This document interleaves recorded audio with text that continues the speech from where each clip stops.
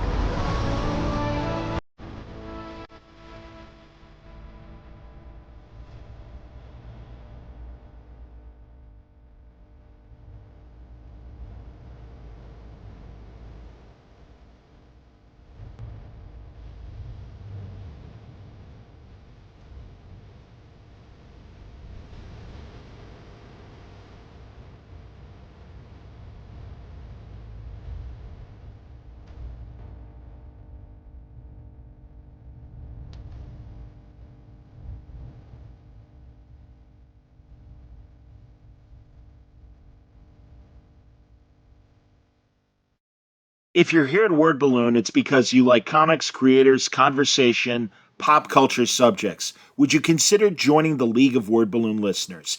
Patreon.com/wordballoon. For just $3 a month or more, you'll get exclusive access to the Word Balloon e-magazine, featuring transcriptions of some of my best conversations. When you subscribe, you'll also be part of the Word Balloon Book Club, where Brian Michael Bendis and I will pick a comic every month to review and discuss live with the League on this show. Join the League today, patreon.com/wordballoon. Thank you always for your support, League of Word Balloon listeners.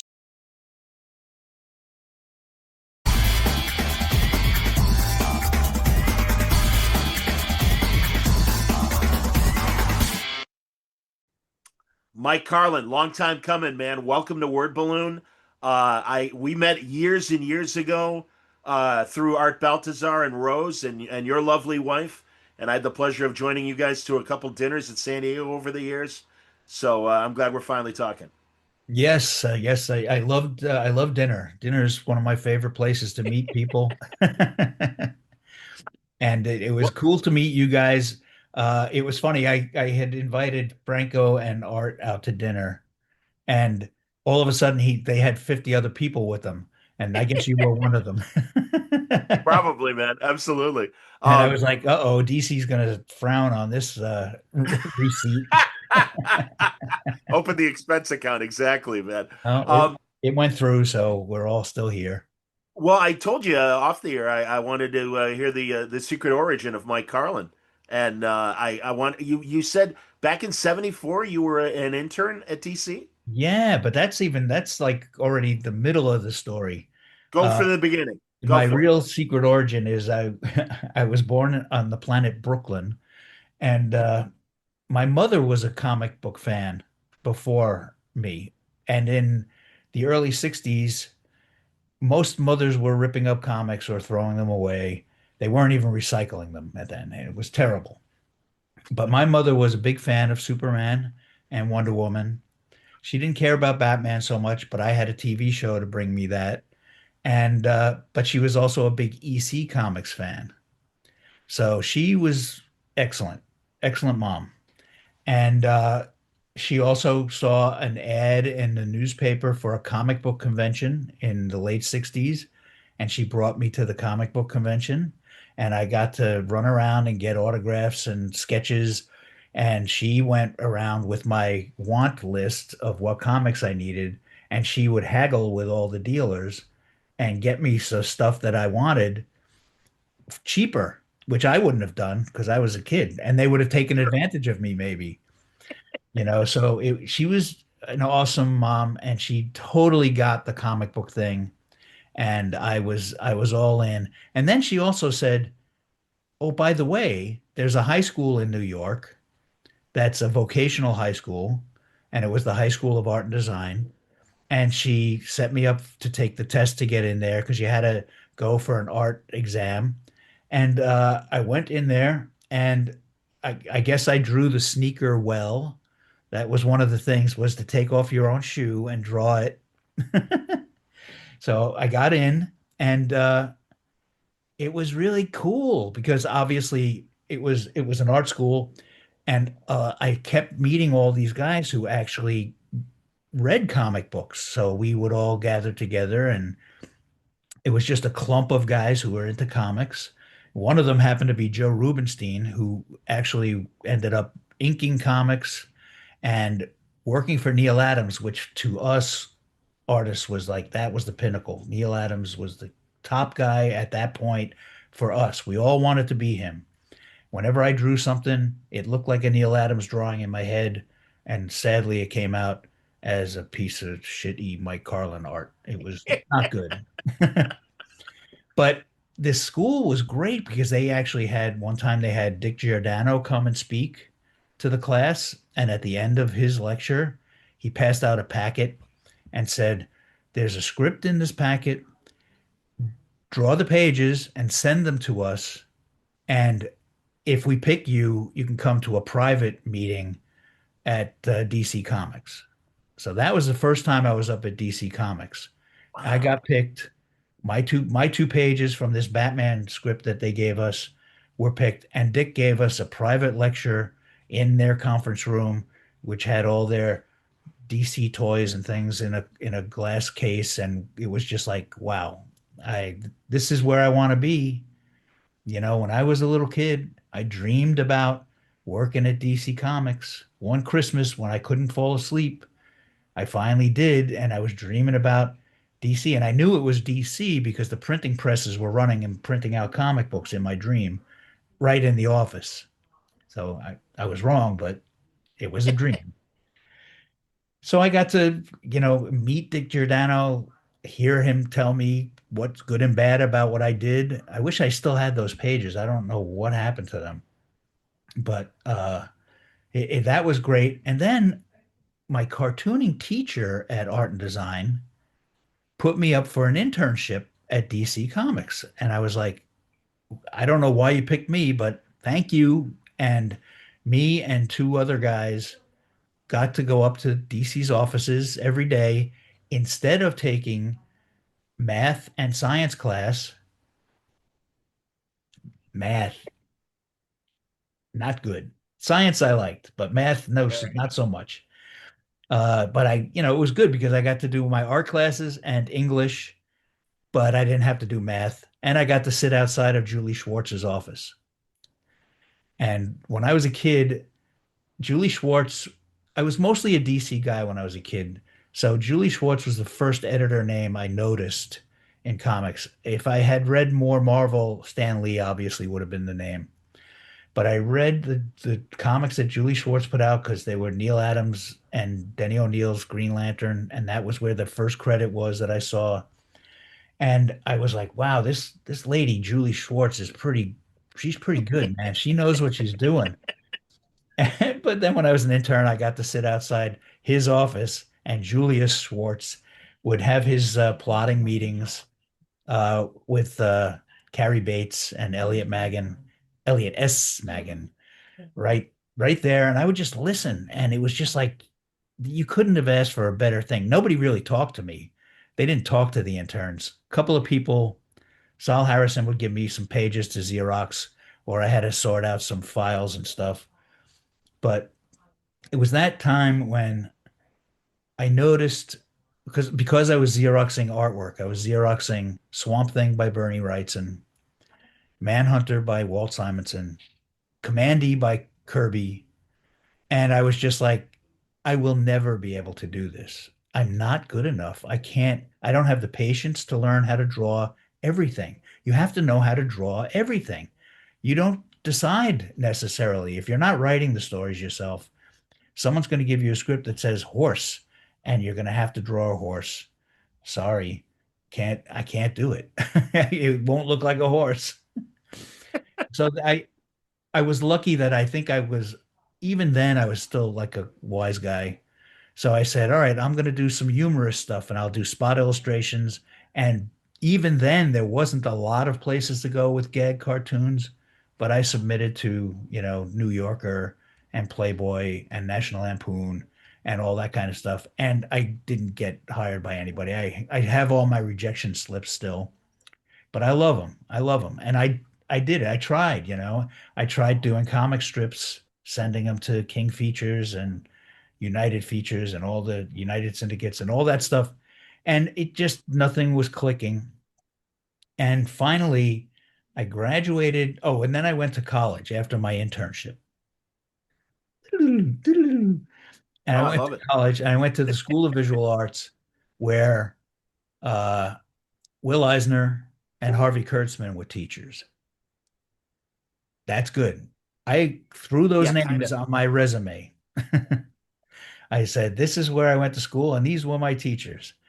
And so when I got out of college, oh, actually, while I was there, Will Eisner was doing humorous books for kids through Scholastic.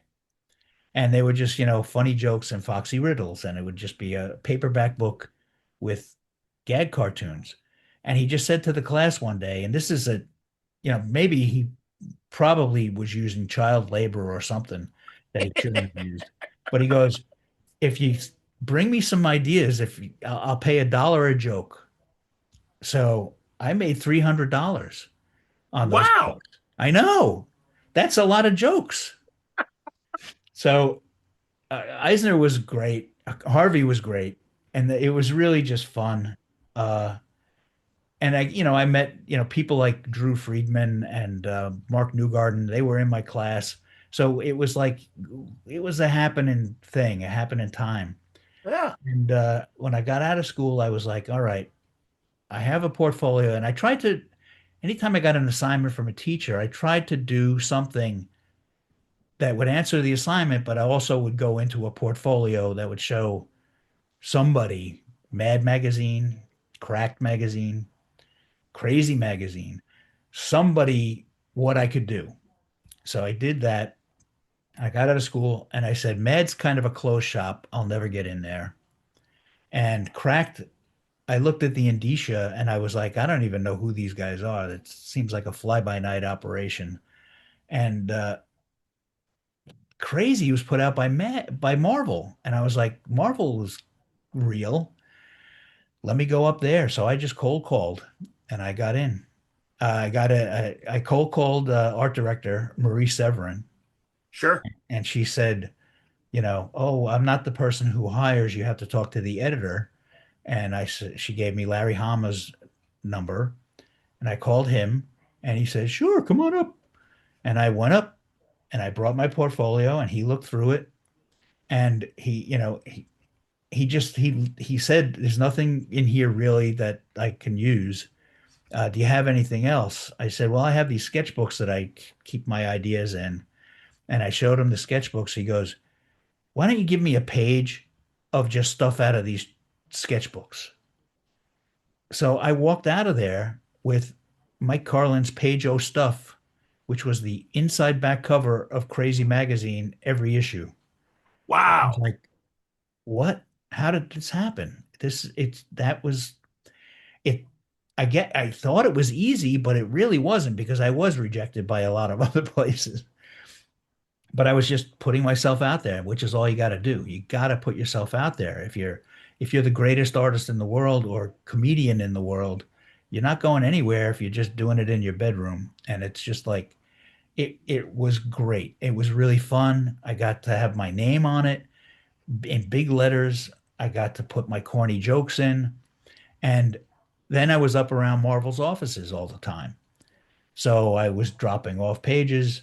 I was pitching other ideas to Larry, and I got a second feature in Crazy Magazine, which was like a little kid's book reports, and it was called Dirk McGurk's Book Reports. And Dirk McGurk was an idiot, and it was really fun. And I drew everything poorly as if a little kid was drawing it, and they paid me full rate for every piece of art, and it was like a scam. But it was fun to do, and people seem to respond to it. People still like Dirk McGurk. They come up to me and talk about it, and it's really crazy. I did a couple of other standalone features for them. So I was like kind of in. And then one day, Larry knew that on the side, I was working in a rug factory. I was in the art department of a rug factory. And what we did was we would take the designs of the rugs and project them on the wall or on the floor, and we would trace them, and then they would go and hook the wool into the rug. So I Oh, so like you were creating the patterns yeah, basically to yeah. And it was like wow. a color by numbers thing. And we'd say, here's the number four is this color. And okay. So I was working there with 28 hookers. Hey now. Hey, rim shot, bing, and it was a crummy job, but it was a good job because it was steady and I could really Yeah. kind of come and go as I needed to. I Okay. didn't really care which hours I came as long as I came enough hours. Got the work And done. Yeah. uh and the people who I worked with were great, and it was really Okay. just a lot of fun. And we had fun doing a crummy job. The best thing for me was that there was no air conditioner in this place, and I lost like 50 pounds one summer and then another 50 pounds the next summer. So I got really skinny, which was great for going to college and getting out of college and being a normal guy. All that weight came back over the years, by the way. That's all right, man. Don't But I've worry lost about it. some of that back again. And then it goes up again. Attaboy. There you go. So It's great to hear about Crazy though, man, because truly I didn't realize. I mean, I told you I'm 61, so I was a 70s mad reader, and uh-huh. I don't know, Crazy never caught my attention, and neither did Cracked. It's like Mad was like the New York Times. I'm like, why would I bother with anything Well, else? we were definitely But competing shame with on me. them, but I got to tell you, and Crazy was a copy of Mad for a large part of its life. But Okay, towards the end, when Larry Hama came on, he did some new things. He really tried to make things, there were still movie parodies and TV parodies, sure. but he didn't hire more Drucker clones. He hired like some crazy ass guys to draw this stuff, and the likenesses weren't necessarily perfect, but they did some crazy edgy stuff. I'm hip. They did, one of the earlier things that they did that was really great, and this is to Marv Wolfman's credit, believe it or not, was Casper the Dead Baby. And it was funny. And Marie Severin drew it, and it was amazing. Wow. And that's like when I talk about comedy with tooth, that's somebody who's biting into something. Larry Hama's era, they did the Brownstones, which was a Black Flintstones parody, I have heard of that. Yes, and it yes. was really great, and it was really fun, and it was just like nobody was doing that kind of stuff. Maybe Lampoon would go up that alley, but this was a great way to compete with Mad because Mad, Interesting. while it was funny, it was never going really that far. If they put the finger on the cover once, that's as far as they went. I hear you. Yeah, I gotta bug Larry to get him on and talk about this. And Kupperberg, I didn't realize how much Paul had done for them as well. Yeah, And again, I wasn't paying attention. A lot of the issues are on the Internet Archive, yeah, so they're yeah. sitting up there so people can download like a PDF they want to see. So There are when did you all start your run? my pages. Well, I started, I guess, around issue 72. Me and Bob Camp of Ren and Stimpy Sure. fame, Yeah, yeah. we started in the same issue, which was also another. It was just a bunch of great guys having fun. It was really, really cool. Jim Owsley, who is now Christopher Priest, he goes by that name. He was the assistant editor. He wrote a lot of the stuff. He took it upon himself. Nobody asked him to do it. Took it upon himself to write the funniest indicias ever. The indicia is at the bottom of the first page, and it's a legal thing, and they're dry, and it's just informational. But if you read them in Crazy Magazine, they're some of the best part of the magazine. Interesting. So coming to the issues, late 60 issues, all the way to when it ended in like its 80s, 89 or something. He was a big part of that magazine, and I think that these we were all young guys, all just breaking in, and Mad was all old guys not going anywhere other than where they've been, and that Sure. they were great, and that was a Of great course. thing, and obviously it's the brand recognition that anybody would want. But Crazy was just great. It also brought me into Marvel's offices. And Larry one day said, "Hey, do you want to be an assistant editor?" He knew that I had left the rug factory job and I needed work. And I said, "An assistant editor? Yeah, what's that?" I didn't know. I knew that Jim Owsley was the assistant and he was helping, but I didn't, and I knew enough about my superhero fan years. So I interviewed with Mark Grunwald, who got promoted. He was a newly minted editor, and I don't know who else he interviewed. I don't know, how he decided, but he picked me. And I do have to say, and I wish he was here to corroborate this, but pretty much right off the bat, we became best friends. That's It was awesome. beyond just a boss and a worker thing. It was like he was my best man at my wedding, and we did everything together. We did a cable TV comedy show together with Elliot R. Brown. Really? Like a sketch show? What'd you guys do? Yeah, You can call it sketches. it was called Cheap Laughs, but we spelled laughs wrong so that people Sure. would know it wasn't really funny. But I think there's one or two episodes on YouTube if you look it up, Crazy. called Wow. Cheap Laughs. All right. and we didn't do a lot of them because we had to pay. You had to pay to be on Manhattan Cable, Yeah, so like it was public all coming access. out. Yeah, It was all coming out of our own pockets, and it sure. was it was fun hobby. And then once we started working on the Marvel Handbook of the whole Marvel universe, Yes. we didn't have any time to really do anything except that. So I got hired to be the assistant. I worked on the handbook. I worked with Mark on Thor when Walt Simonson came on board. I worked on the Avengers with Roger Stern doing some of the best stuff ever. Yeah. And Captain America was Mark DeMatteis was doing it then with Mike Zeck. It was a great time, and I was learning. I mean, I literally, you know, you don't I don't think people realize what it's like. And it's like I understood comics. I understood how to write and draw a comic. I understood that you have to time it to the right page count. I understood all that, but I didn't know how to read a plot. And I would read plots. Mark would read them, I would read them, and he'd say, "Give me some notes on this." And I would read them, and I couldn't see the book in my head. And literally one day on the subway, I was reading a Captain America plot, and I knew exactly what Mike Zeck was going to draw or up the right alley. And I just knew how to read it. I knew how it was going to translate. And that, nobody taught me this, but just being around it taught me that. So it's almost like it's hard to know how to do it. It's hard to know how to do it with other people. I mean, again, everybody who does their own stuff individually does whatever they want. But here it was like it's a collaboration, it's not just a one man show. So I was really starting to see how the pieces went together. And I Was it watched, Marvel style? Forgive me for interrupting, yeah, but was yeah, it? it was So it Marvel was a Marvel style. style script. Okay, Yeah, it was continue. Marvel style. And Okay. I'm a fan of the Marvel style.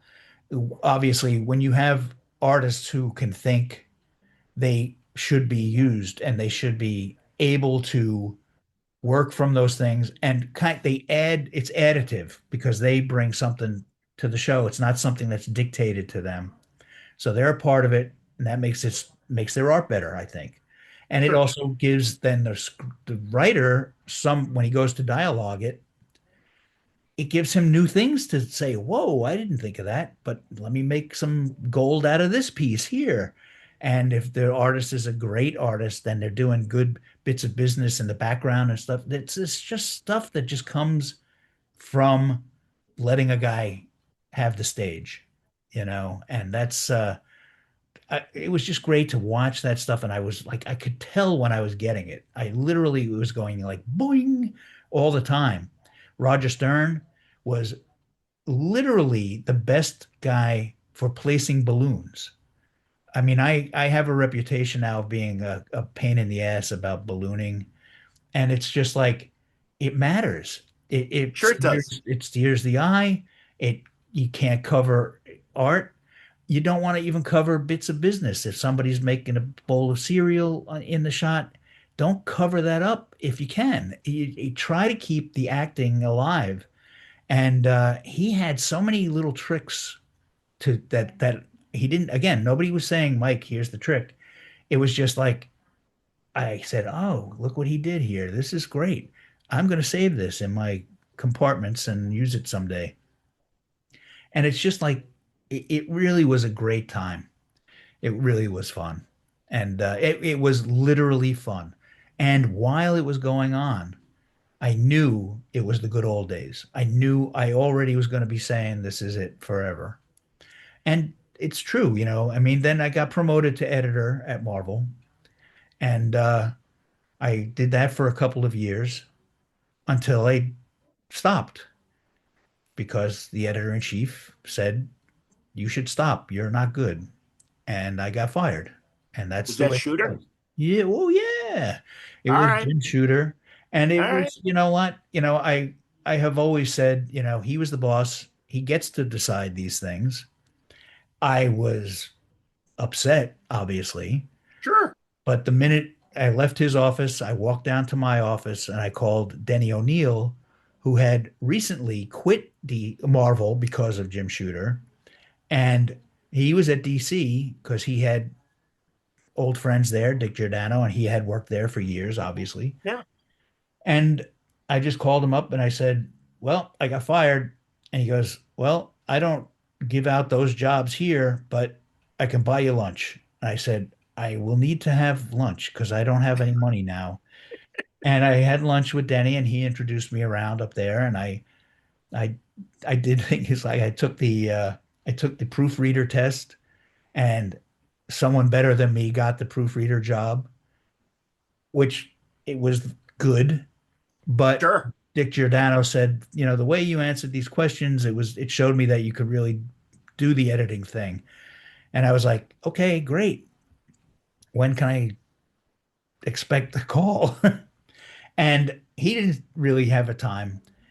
And I know the behind the scenes on this was that John Byrne had also left Marvel because of Jim Shooter. I was his editor on Fantastic Four. I was friends with him too. And we got along really well. He came to DC to do Superman. He was he had the Man of Steel miniseries came out while I was in between companies, but Okay. I would call him after every issue and talk to him about it. And the first couple of issues came out, and I would call him and talk to him. And his editor at the time was Andy Helfer uh, from DC, and he was about to launch the Justice League, the Giffen and DeMatteis Justice League with Yeah. Kevin Maguire. Wahaha.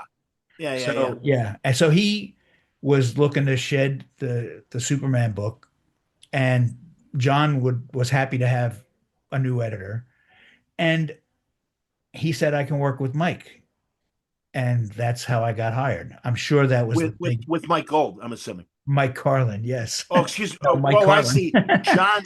John said he could work with you because Yes, I did because Mike Gold edit Mike Gold was briefly? there. Mike Okay, go Gold ahead. was there, but he said he could work with me because we had worked together on Fantastic Four and Sure. She-Hulk graphic novels, and we had done a bunch of stuff. And I was going to his parties at on in the summer. So he was a good guy towards me, which was great. I appreciated his vote Yeah. of confidence. He also, I believe he knew what I knew, which was John Byrne had his finger on a pulse at that point in time, both at Marvel and DC, where anyone who came in and tried to tell him what to do would have been stupid. And I was like, I know that I'm here to facilitate things for him. I'm here to keep him buffered from DC business. I'm here to keep DC buffered from his business. That's my job here. And I think he did pretty good work. There's a couple of things in there that I wish we didn't do, but that's okay. But when he left is when I felt like I'm now the Superman editor and I can actually be the editor and I can have a vote and I can steer the ship and I can be the guy who gets blamed when it sucks or gets the praise when it works. And I was like, I can deal with that. I always feel like I have no problem taking the blame for anything I do. If I do it wrong or if I do it bad, or if just people don't like it, that's the deal. If there was a guaranteed good way to do a comic book, there'd be no shitty comic books I'm hip. because everybody would do them. Good. Right. So So tell me about assembling the writers post Burn that came on and the group that ultimately, I truly, man, I mean, I'd read about, oh, the Superman summits, and you would have the everybody together and artists and writers and all. And it's really this interesting group of people, well, Louise and Barbara Kiesel I mean, among the guys, of course, as well, Ordway and Bogdanov and everything. But yeah, so tell me about all that. look at the list. It's pretty easy to see what I was doing. First of all, when Byrne left, we were about to Action Comics had become a weekly, so Byrne wasn't going to be doing action anymore, and we were going to be putting out Superman twice a month and Adventures in the middle, Okay. Adventures of Superman in the middle with Ordway on that, Yep. and Byrne was co-plotting that with Ordway, so Byrne was going to be writing all these books together. So that was where the continuity began. It was just one guy doing it means that that's how it's done. Sure. It's his continuous idea basically being carried out. And Ordway was showing me that he understood a lot of things because it was also Marvel style plot. And I was saying he's bringing a lot to the table. When he was working with Marv, he was bringing a lot to the show. And I was getting along with him, and our ideas were up the same alley. When Byrne left, I was like, oh shit. Okay, we're not going to do Superman twice a month. Okay, it's going to be just Superman and Adventures for now.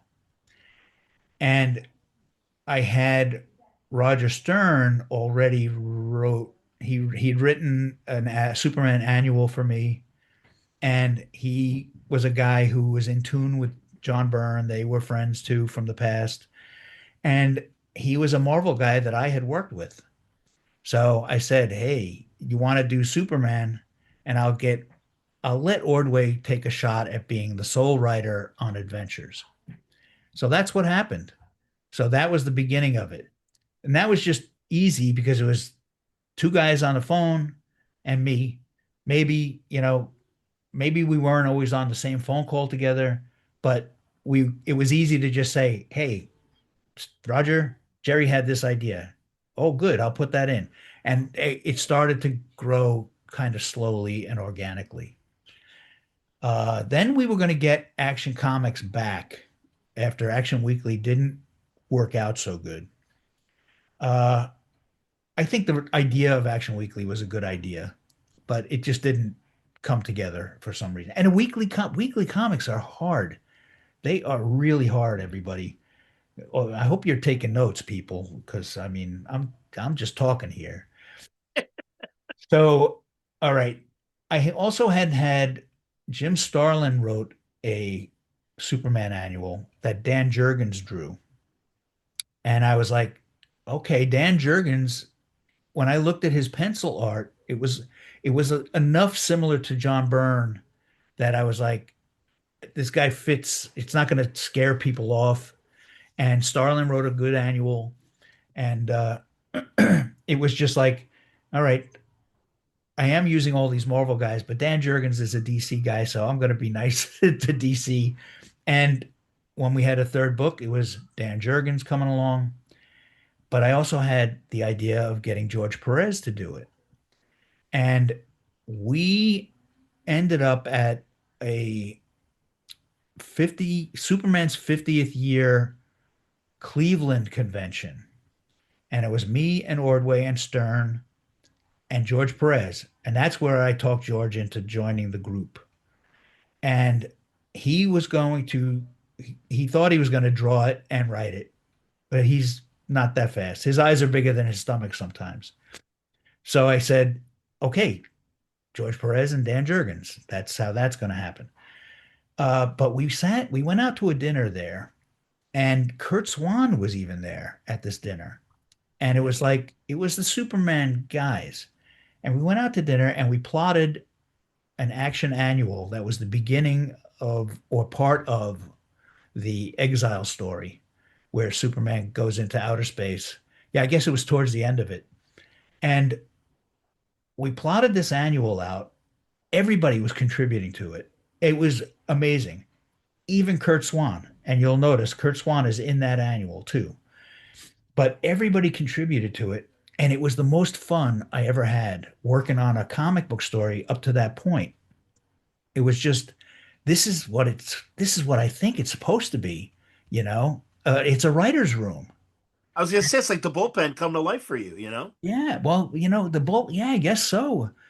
The bullpen was Stan, really. I'm And hip. Well, yeah, and I realized that, but I'm saying that was the illusion of the yeah, bullpen that they were all kind yeah. of pitching. But But continue. again, I'm interrupting you. no, no, no. I feel like I'm talking too much. You got to You're ask doing more great. questions. You're doing great. This is You got to excellent. ask That's what more I wanted. questions. You see, I'm home alone, man. I got nobody to talk to. So so anyway, this whole annual thing, we plotted it out. It was fun. At the end of it, I went to Kurt and I said, "How did this compare to the way you used to do it in the old days?" And he goes, "They didn't let me join the plotting. I just got a script and I drew it." And I was like, I really felt bad. I didn't say anything, but I felt like, oh no. But I could just see his enthusiasm while we were doing this. And it was just like, wow. I think I'm on to something that's maybe this is more modern. This makes it different than what Julie Schwartz was doing. And the next time George Perez was in the city, we got together. It was at the New York convention. So George had a hotel room, and I remember Roger had a hotel room. And we literally sat on the floor. And the second Super Summit, I count the first one as that dinner. The second one was done in either George or Roger's hotel room. I can't remember. And everybody was on the floor or in the bed, or there was one chair. And we plotted out some more issues. And it was like, oh, this is great. This is the way it's supposed to be. And I just went to DC and I just said, is there any way we can fly guys in and do this meeting here in the office? And they obviously, we were all aware that with Byrne leaving, that we could lose a lot of people. We weren't afraid necessarily, but we were aware, and we felt like we needed to put our money where our mouth was. And we, I think we kept John Byrne's storyline going pretty good by having, when he killed those Kryptonian villains. Uh, I don't know what John's story was going to be after that. I don't know if he intended to follow up on it or if it was just going to be back to business. But we felt like this is too big a deal. He killed people. And when he does that in the Man of Steel movie, it bothers me because there was no follow up. And I wanted to see, what did this mean to him? Superman shouldn't kill. You're right, everybody who hated that. You're right that he shouldn't do that. And he has a code against killing. But how about this is the day he said, I'm creating a code against killing and I'm going to, do something about it. Except that it was kind of out of his control. He was kind of losing his mind about it. And he had a real mental breakdown. over this. It was a consequence. And that's what was missing from the Man of Steel movie to me. There was no consequence. And I want there to, the characters, Superman is a pretty powerful guy. And people they go around saying, "Oh, he's impossible to write because he's too powerful." And I'm like, he's not. He's you can wear him down, you can break him down. He should have a conscience. He should not handle everything as if it's just normal. And we did that big long exile story where he was going out as gangbuster because he Yes, still a split personality, but he was going out and kicking ass and breaking heads as gangbuster that he didn't even know it. Gangbuster didn't even know it, and nobody knew what he was doing. And it was just, who would have thought of this? Only the guys fantastic. who sat around at that hotel room.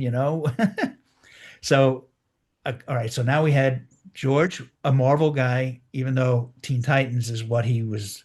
He also came to DC to do Teen Titans because of restrictions that were coming from above at Marvel. There was a lot of us. So he joined the club. And again, this is me putting together basically Marvel's best Superman book, except for Dan Jurgens and probably me just because I was only shortly at Marvel.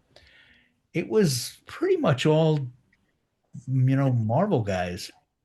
And it went along like that. And then, so George couldn't really keep the pace. And I said, all right, Dan, you've written obviously Booster Gold and your stuff. Join the club. You're in the club. Time goes on. Paul Levitz keeps bugging me. Our books are doing well. They're not topping the charts, but they're not going down. And they're just like, and they're getting critical acclaim at this point. People are starting to talk about the books because of our continuity. I believe because our civilian cast was awesome. It was, Yep. and it wasn't just Lois and Jimmy, but they were great. It was, and Perry is also great, but we added Bibbo. Bibbo became a thing. He was our comedy relief, but everybody liked him. And then there was other characters. Ron Troop is in there. He made it Yep. to the new movie.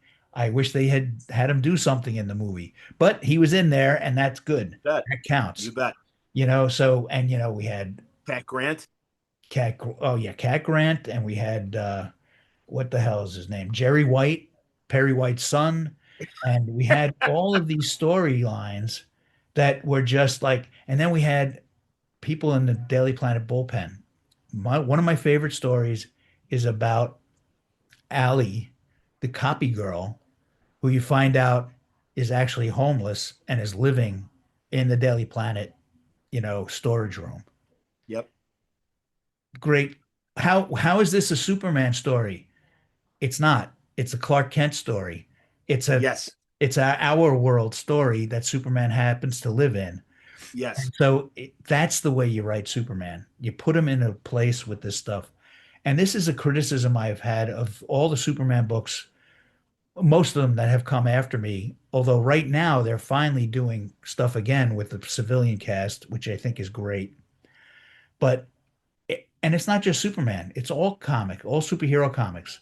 The superheroes just meet other superheroes and they just meet supervillains. And it's like, who are they fighting for? I know why they're fighting each other, but who are they fighting for? And that's been gone from all comics. And I think that's the key to why 30 years later, they're putting out the Triangle era omnibuses and people are buying them. And Yeah. those are expensive books, man. And I bet. they're heavy books. Yeah, they are. You're not reading them in the tub. Or So yeah, or the toilet. It's cutting off your circulation, man. no, Absolutely. you'll be in trouble. Yeah, both directions you'll be cutting off circulation. But it was like, yeah, you have to have a lectern to read them on. It's like For real. Yeah, it's no, you're like a dictionary. You're absolutely right, man. yeah, No, and I love that they exist. I love that they're asking me to contribute introductions to them still. I mean, while I'm alive, you should do this, everybody. But it's just like people care about them because of this is now putting the reading order in a convenient place, and also you get to see all these side characters that matter. Even Pete Ross mattered. Everybody was used. We used everybody, and that's the way to do it. Lana Lang and Pete Ross were in it. Everybody was there, but they weren't just there to stand around. There Right. were some guys who did just stand around at the Daily Planet. There was a bald guy who had his glasses on top of his head. His name was short for Whitney, but he never really talked. He just would react to things. But he was in all the books. And it was like, that's the stuff that matters. Here's my secret genius move was I had one colorist on all the books. So I didn't have to worry so much if Jimmy Olsen had a green shirt on at the end of one story, the colorist who put him in a green shirt would keep him in a green shirt in the next story. And it was like something off my desk. I didn't have to worry about it. It was That's a cool. smart thing. The Who other was it? secret thing I did. Wait, who was the colorist though, man? Oh, Before you Glenn say it. Whitmore. Sorry, I should have Glenn mentioned Whitmore, by all means. All Glenn right, keep going. Whitmore. Yeah, and he was a rock, man. He did every issue. Pages were coming in out of order, and he was part of the team. Once I started having the meetings of the super summits in the office, Glenn Whitmore was there. The colorist was there. He was a part of the show. Even if he didn't contribute a lot, he was there. So he knew what was going to happen and he knew what his job was going to be. And he was great. He's a great guy, very enthusiastic. And for better or for worse, he was the guy who kept saying, we have to do Superman Red and Superman Blue because he's the colorist. He didn't have any ideas for the story, but everyone else did. So we did it. And thank God the internet wasn't fully blown back then because they were killing us. They hated that story. Well, I got to admit, I wasn't an Electric Blue Superman fan, Well, you but don't have to be. It's just this no, is the next adventure. It will have an ending. And of and course, that's man. why you That's shouldn't what I waited for. don't get bent out of shape.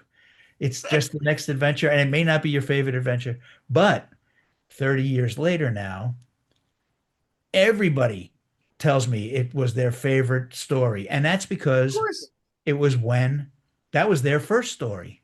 Maybe yes, that was not their grandfather's Superman. That yes, was their Superman. And for absolutely.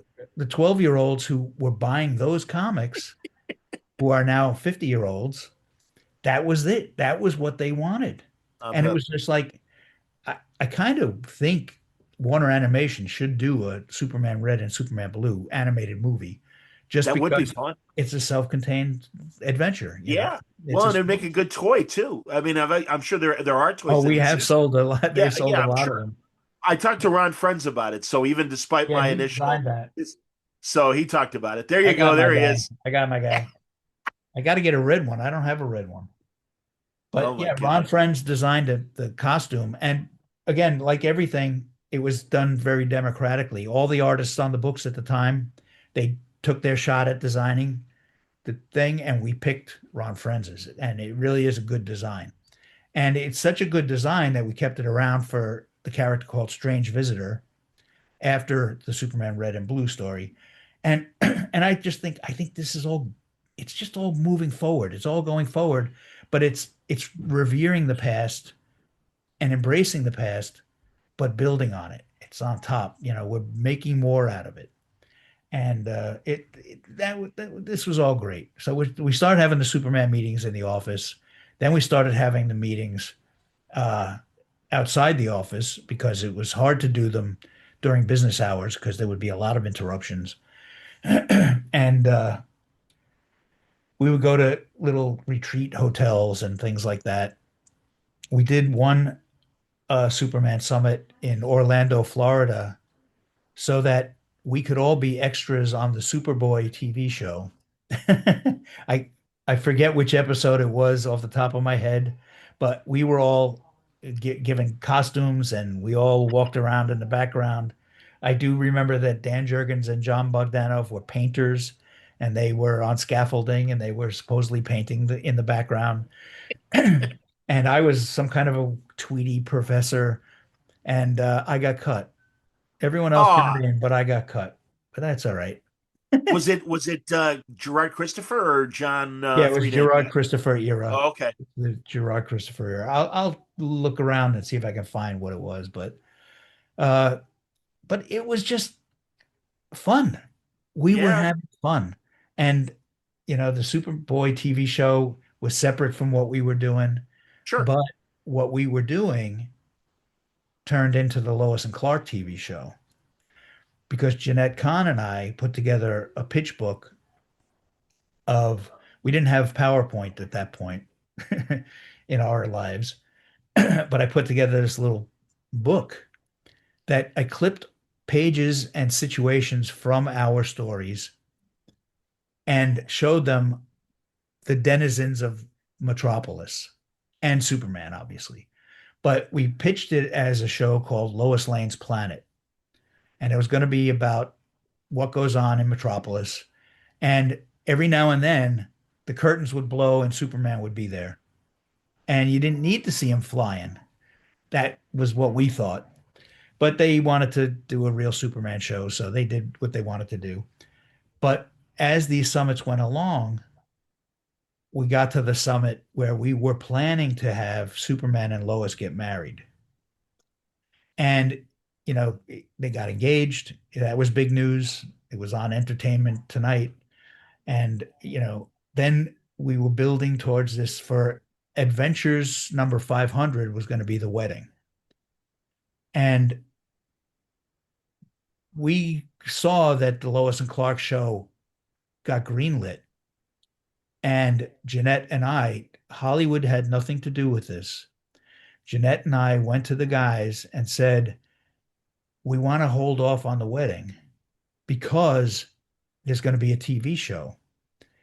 And if the TV show is a flop, we'll get to the wedding right away. If the TV show is a hit, we'll get to the wedding in 5 years when they get to the wedding.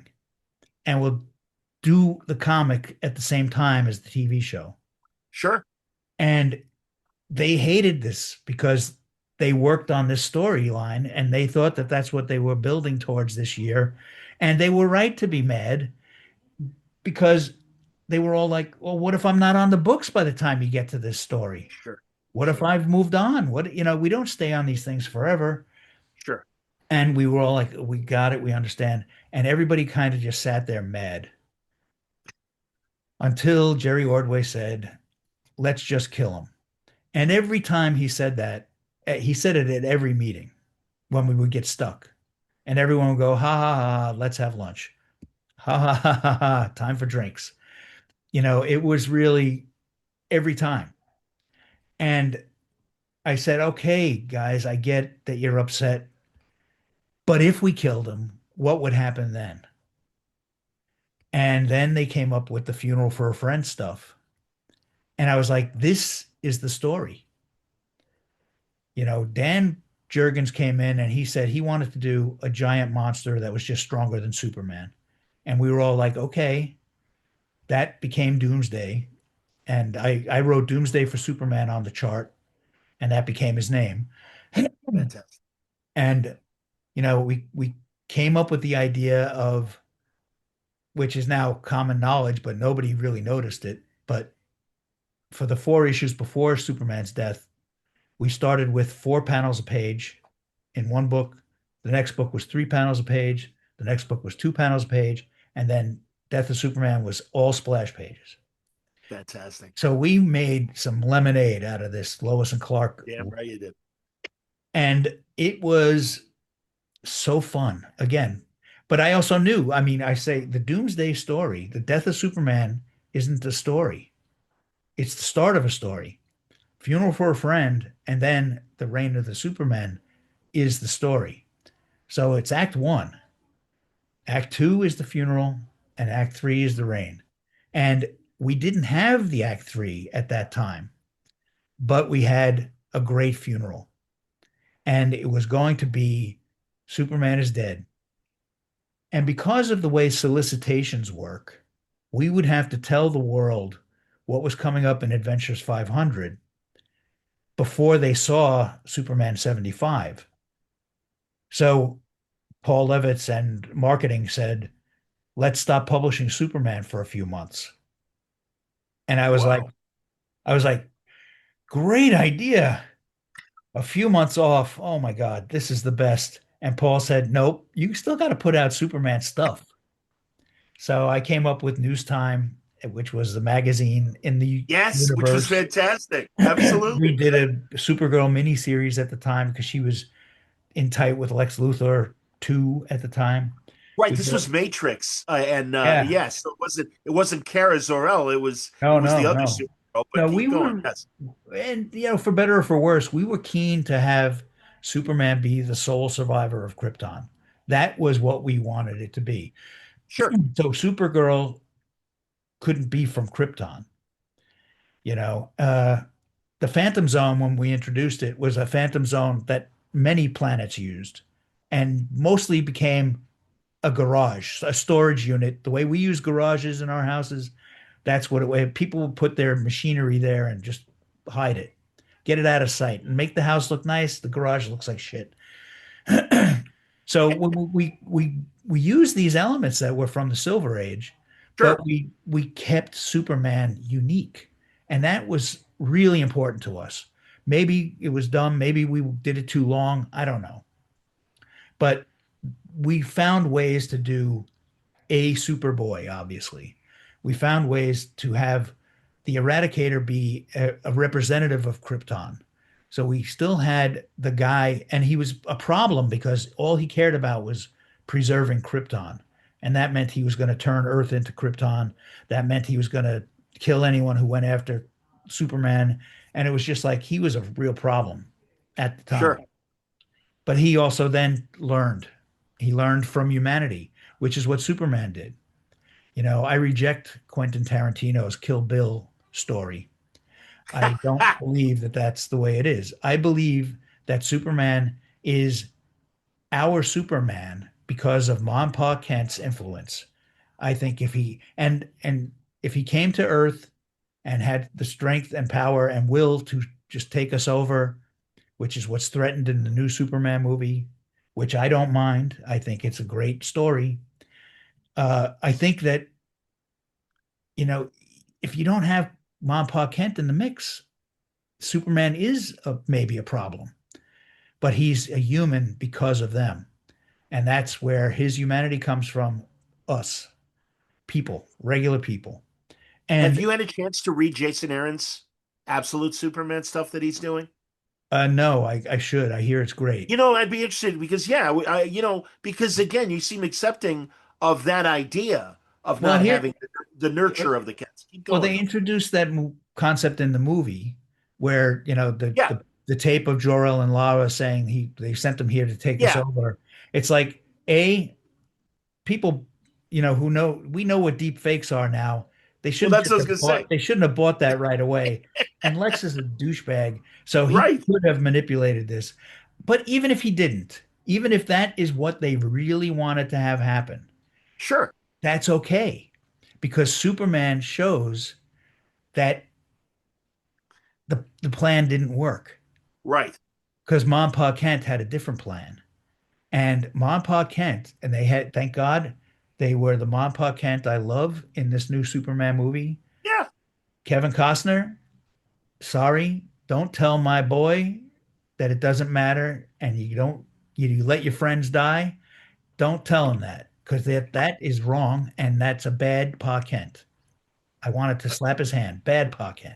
Uh, Artie and Franco and I, when the movie came out Ugh. with Mark Wade, we are all like, "Are you kidding me? Come on!" But continue, please. Well, but then now there's the Snyder people who love that movie, and that they'll Oh fight yeah. that one to the death. And it's like, Whatever. this is, yeah, let go and have your party, and it's okay if we have our They own got party. their era. Yeah, they got their era of DC and everything. That's fine. Wait, But though I want to go back if I may, because a couple things. First of all, I like that in Smallville as well. They had that yeah, great moment when they finally translate the message and he's freaking out and John Schneider grabs him and says, "Hey, you're my son. That's yeah. not how it's gonna be." So absolutely falling in line with exactly what you're saying. It is that Kent influence that Oh, made a totally. difference. Look, I So yeah. mean, I think the best thing that John Byrne did was to keep Mom Pa Kent alive because it gave Superman a place to go and be Clark and watch him absorb humanity. Well, And and be the Greek chorus. I'm sorry, I don't mean to interrupt you, but because you we said earlier about how important civilian characters are, that's why Foggy Nelson is so important to Matt Murdock, and why Lois is great, and all of these side characters, and Peter Parker's family and friends. No, we yep. need that, and that is truly what I appreciated. Well, as you said, you got to be an intern during that '70s period when what was happening at the Daily Planet or at WGBS was just as important as the Yeah. Superman problem of the month and everything. So no, I get everything you're saying.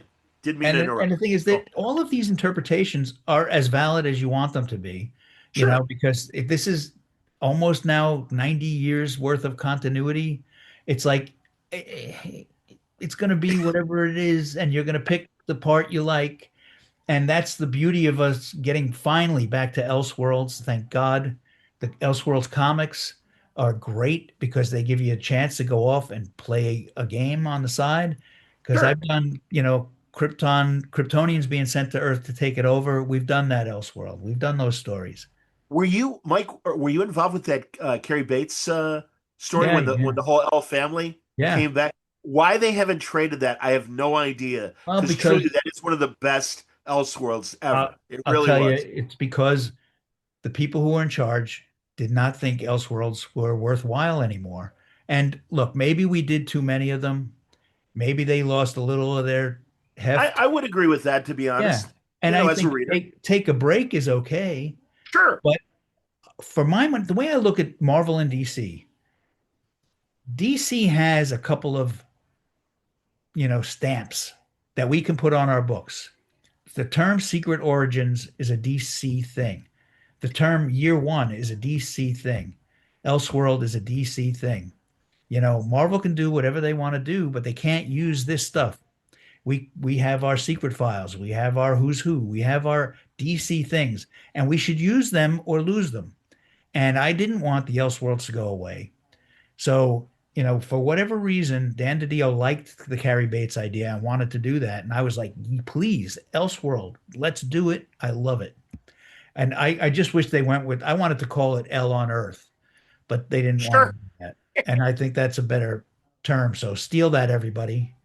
I love that. Yeah, absolutely, man. You Hey, know, would you ever want to be involved with a public domain Superman story? I mean, I know this. Yeah, 12 years from now or whenever the hell it finally happens. You know what I'm well, saying? if I'm alive, I ask me then. All right. It's like I don't take any of this for granted. Here's hoping, Mike. Well, I hope so too. Uh, You know. Here's the reality. I mean, look, if they call me up and they want me to consult on stuff, I'd be thrilled to do it. If they want me to write some stuff, I'm happy to do it. The whole idea of being retired for me is that I don't have to set my alarm clock anymore. That's all I wanted. I wanted to be retired when I was 24, so this is like, I just, but I'm happy to do things, but I don't have to do things. I hear If you. I have to do it, it's a drag. But if I want to do it, it's fun. So I can do all those things if people remember me. So Well, I'm not well, actively campaigning for work, but please, guys, send me stuff. But public domain versions of characters, I'm not so much a fan of that. That's just a personal thing. okay. Popeye and Mickey become public domain, so they start making horror movies. Why? Well, yeah, I hear that. I don't get it. I mean, Brightburn is already the horror movie of Superman, Well, that's true. Yeah, but I'm not and even saying from that standpoint. Really, almost doing like what Tom DeHaven did with his Superman novel, which was authorized. But right, but essentially, hey, let's go back to the Daily Star and George, whatever that his name was, that's the an original. Elseworld to me. That's just that was Okay, sanctioned. That was an Elseworld, and that I love that book. I fantastic. love that book. It was a great book Yeah. and a lot of fun. And he did things that I was like, man, if we did this in pictures, the fans would kill us, or the Really? mothers of the You fans. think so? Well, there was sex and stuff in there, Well, that's true. and it's like That's true. in that, I am a dyed in the wool comics code era guy. I respect that. All I right. see the value of the comics code. Did I you read do. any of Kevin J. Anderson's novels that he did in the last few years? He did an Uh, interesting sup- Cold War. Yeah, he did a Superman oh Batman no. crossover that happened during the Cold War, Oh, and cool. it was interesting. You know, it was Well, I I like think Tom's Superman book was versus the better. Klan. I like Superman versus the Klan. I like all this Fantastic. stuff. I think that we should have places to do these things. There Sure. shouldn't be a hard and fast rule about no, we're not doing Elseworlds. So when James Gunn came on board, and the first speech he gave about this said he was going to call some of the movies Elseworlds so they could still do them, and it's like James Pattinson, that maybe that's an Elseworld. I'm like, all right, I that's the thing. I was fighting when I shifted over to working on animation. Yeah. I wanted them whenever we did Red Sun or Gotham by Gaslight or even what the hell was the name of that? Gods and Monsters. Sure. If anybody watched that movie, that Sure. is written by Alan Burnett and Bruce Timm designed it, and it's just like it was a great story. It was a really great story, and I just wish it had said Elseworld on it so that the people who buy our animation know that it doesn't fit, but it's its own thing, and that could be good, Sure. Sure. So, but nobody wanted to put that label on stuff, and I was like, man, you're missing the boat. This is a DC emblem. This says I'm with you. DC, Yeah. and it's like, Well, just like Imaginary Tale did, or on right, Marvel's side, What If? You know, Marvel's. exactly. Yeah, I'm Each with you, company man. should have these things, and 100%. we should use them. And Yeah. there's times to use them and times not to use them.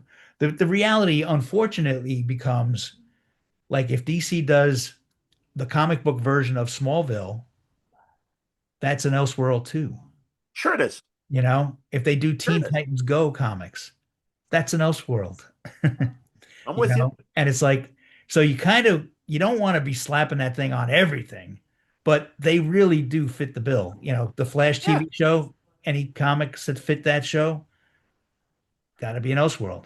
All the YA graphic novels they've made in the last 10 or 15 years. Sure, man. I'm with you. So that Absolutely, man. It's a slightly we different should be take. free to do good ideas. That's what it should Agreed. be. You Can know. I ask regarding going back a bit because there's a lot I want to mind that you've said. Are we okay for time? I don't want to take your Yeah, whole day. I was just rolling there for a bit. All right, no, Yeah, that's I don't know great. how No, long your truly. show is usually. I am all for two-parters, sir. So I mean, Oh. if you have the patience, if you have the patience for a long conversation, I have more But questions. here's the reality. It's not about my patients. It's about your viewers and your Well, again, that's why we break it up into two parts. Don't sweat it, man.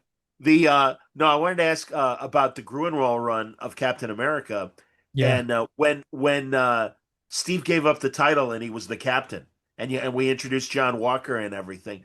I Yeah. wondered if the Superman story and Reign of the Superman was that ever in your guys' thoughts? Because this is what Captain America is really. This is what Superman is really when someone else takes the mantle. No, it really wasn't. It was just like us saying, what does Superman mean if he's gone? If he's gone, what is the mark he left? And how do people interpret that? John Henry Irons is really the heart and soul of what Superman is and stands for. He's a guy with no powers and he's throwing himself out there. That's what Superman would do. And the obviously the Eradicator is the Kryptonian side of Superman. And they all were different sides. Superboy clearly the unfettered version of what Clark would be if he didn't have Mom Pa Kent helping him grow up, you know. And who was the other? Oh, and obviously there was a bad guy. Cyborg. Yeah, Hank Henshaw. Was that always, like, all right, let's have one decoy in there basically that will, Well, or Hank Henshaw, the story with Hank Henshaw was it was a one-off, and it was going to be this is our version of the Fantastic Four. And I actually got yelled at for doing that story. Levitz was mad. And I said, yeah, but Dick Giordano inked it. So, well, now forgive me, I'm not catching the Fantastic Four connection. Well, other than that, there's four of them. well, But in the like, Adventures of Superman story, there was a guy, these astronauts, they go into space Yes. Oh, of course. Hank Henshaw, he didn't become stretchy. He started becoming ethereal and corporal. He was becoming just energy. And what was the woman's thing? She had a thing too. And there was a Oh, I didn't Rocky remember the guy. other astronauts. What happened to them? Yeah, Go there was on. a Rocky guy, and then there was a guy who had kind of like uh, radiation powers that were like Sure. fire. I forget what the woman's powers were, Oh, that's but anyway, hilarious. it was a fun story for us to do as fans, Yeah. and to help show, you know what, if what would really happen if people got radiation in space, they die. Well, yeah. Well, also, I mean, Warren Ellis, 20 years or 10 years later, Planetary did the same thing. He Yeah, had his version of the four and everything. yeah, and So, it's fun to do that kind of stuff again, sure. just to, as long as you don't step on the copyright. It's again, I go back to it's what Brightburn was, and that was James Gunn's version of Superman before he got to Superman, and it was an Elseworld, if you want. Yeah. No, I'm with you. I But always say that to people who haven't seen it. Absolutely. yeah, and these things were just fun to do. And then, as it goes along, Dan Jurgens, who wrote that issue, was writing another issue, and he said, "Oh, here's a way I can keep Henshaw as a villain." So he made him this guy who can go into technology and absorb it and control it and all that. So it wasn't Mr. Fantastic, but it was a fantastic power. But it had nothing to do with Marvel anymore. It became this. Yeah. Yeah. And then when we're creating our, Reign of the Superman characters, the story behind that is also like, okay, we killed Superman. The whole world is going crazy. They're selling so many copies of this. If we just have Superman sit up in his coffin and say, "Woo, that was some adventure," we're dead, and I won't say we were that lame, but we didn't have a giant payoff to this. It was going to be that Pa Kent had a heart attack, and he and Superman were going to help each other get away from going to the light, and that was going to be how they saved each other. That was going to be a nice little adventure, but it got so big, it was so enormous that we felt that if we don't do something to pay this off, they're going to kill us, the fans. Right. Right. So we had an emergency meeting, and it was like we had two summits in one year, which is unusual. And each writer wanted to do something different because we said we're going to bring them back and it's going to be different. It should be different. It shouldn't just be here's Clark Kent again. It should be something different. And they all wanted to do something different. And I was like, how the hell am I going to pick which character we do? And by the way, at that point, Jerry Ordway was leaving the books, and Carl Kiesel was coming on board to write adventures. So Okay. he literally pitched his thing as Superman's adventures when he was a boy. That's what he wanted to do. And it was going to be this boy who had to learn how to be Superman, basically. And I was like, this is great. So we made him a clone and all that stuff.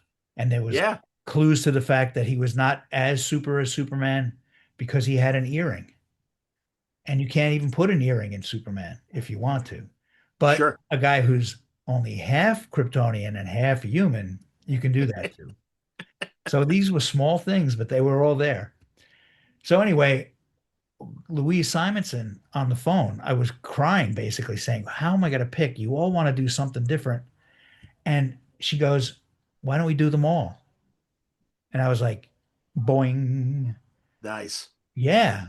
Why don't we do them all? And you know what? This is great because it's hard to collaborate with these other four guys all the time. So for 6 months, you get to go off and do your own thing basically. And you just know that your road has to kind of come back and meet and join us again. Yeah. So that's what that was. It was just great. And we had this meeting and we planned out everything. And everybody, they came in with their finished characters and ideas, and it was perfect. And Paul Levitz happened to be in the building where we were at having the meeting. It was a hotel, but he was in the building, so we could get him if we wanted to get something approved really quick. Jeanette Kahn was at our meeting. Literally, she was at many of the meetings. She liked what Wow. we were doing. She loved what we were doing. That's That's why fantastic, man. that's why she wanted to do pitch the Lois and Clark thing. Uh, so she was a big fan of how we were doing it, and I always appreciated that support. And it was amazing. So they were there, and we said, "All right, we're going to have to stop publishing for a couple of months, and then we're going to come back in Adventures 500." And then somebody came up with the idea of doing those little 4-page previews of the new characters. And okay, we figured that out. And then, even though it was hard, Paul said, why don't we release the next issue of each title the same day? So people buy the first Cyborg Superman comic, the first Superboy comic, the first Man of Steel, and the first Eradicator story. And it was just like, okay, that's my 3 months off right there. But we did it. And the book was selling so much at this time that it was guys who would maybe have trouble keeping up on a monthly schedule. They wanted to be there because there was a payday for them, Yeah. and because they didn't want to miss this huge event that we were all part of. And it was like it was just everybody was there. No, John Bogdanov has not drawn that many issues in a row of anything ever, and he was there. Yeah. And he was there for Steel afterwards too. It's like Yes. it was just, man, it was lightning in the bottle. And if we did anything right, I think it was that we didn't drop the ball. When the world gave us the ball, we didn't drop it. And then we did the Reign of the Superman story. If there was an internet at the time, would we have been able to keep the secret about the cyborg? I don't know. Of him. Probably not. Yeah. But when the cyborg turned out to be the bad guy, woo, people were actually surprised. And I was like, why are you surprised? He's got a skull for a face. Ugh. Yeah, that's Oh, true. you. Yeah, but Coast City, man. I mean, it's like, Well, what? and there's a little story to that too. Please. We were not in charge of Coast City in the Superman office. Of course. So we went to when we came back from the meeting, we said to the editors, we said, okay, we have to blow up a city. So we can blow up Star City, we can blow up Coast City, we can blow up where's Flash from? Central City. That's the city. Yeah, yeah. Yeah, we can blow up any of these places if you want to play along, other editors. If you want, Wow. we have the sales, you can ride our coattails. This is happening right now. And Kevin Dooley, the Green Lantern editor, volunteered to join in. And ultimately, the Green Lantern tie-ins were great. And I guess the writer at the time was Jerry Jones, and he didn't seem to want to join as much as his editor did. So he did some stuff that we didn't think was as great. And we said, we think we need to get a new writer on this stuff. And that's when Ron Mars came on board. Oh, okay. So Ron was part of this. I wasn't sure. Go on. Ron joined in, and we had a meeting on a Friday night, me, Denny O'Neil, Archie Goodwin, Kevin Dooley, the editor, and Eddie Berganza was the assistant editor on Green Lantern. And we said, here's the deal. This Coast City opportunity is a giant opportunity. Hal Jordan should handle this poorly.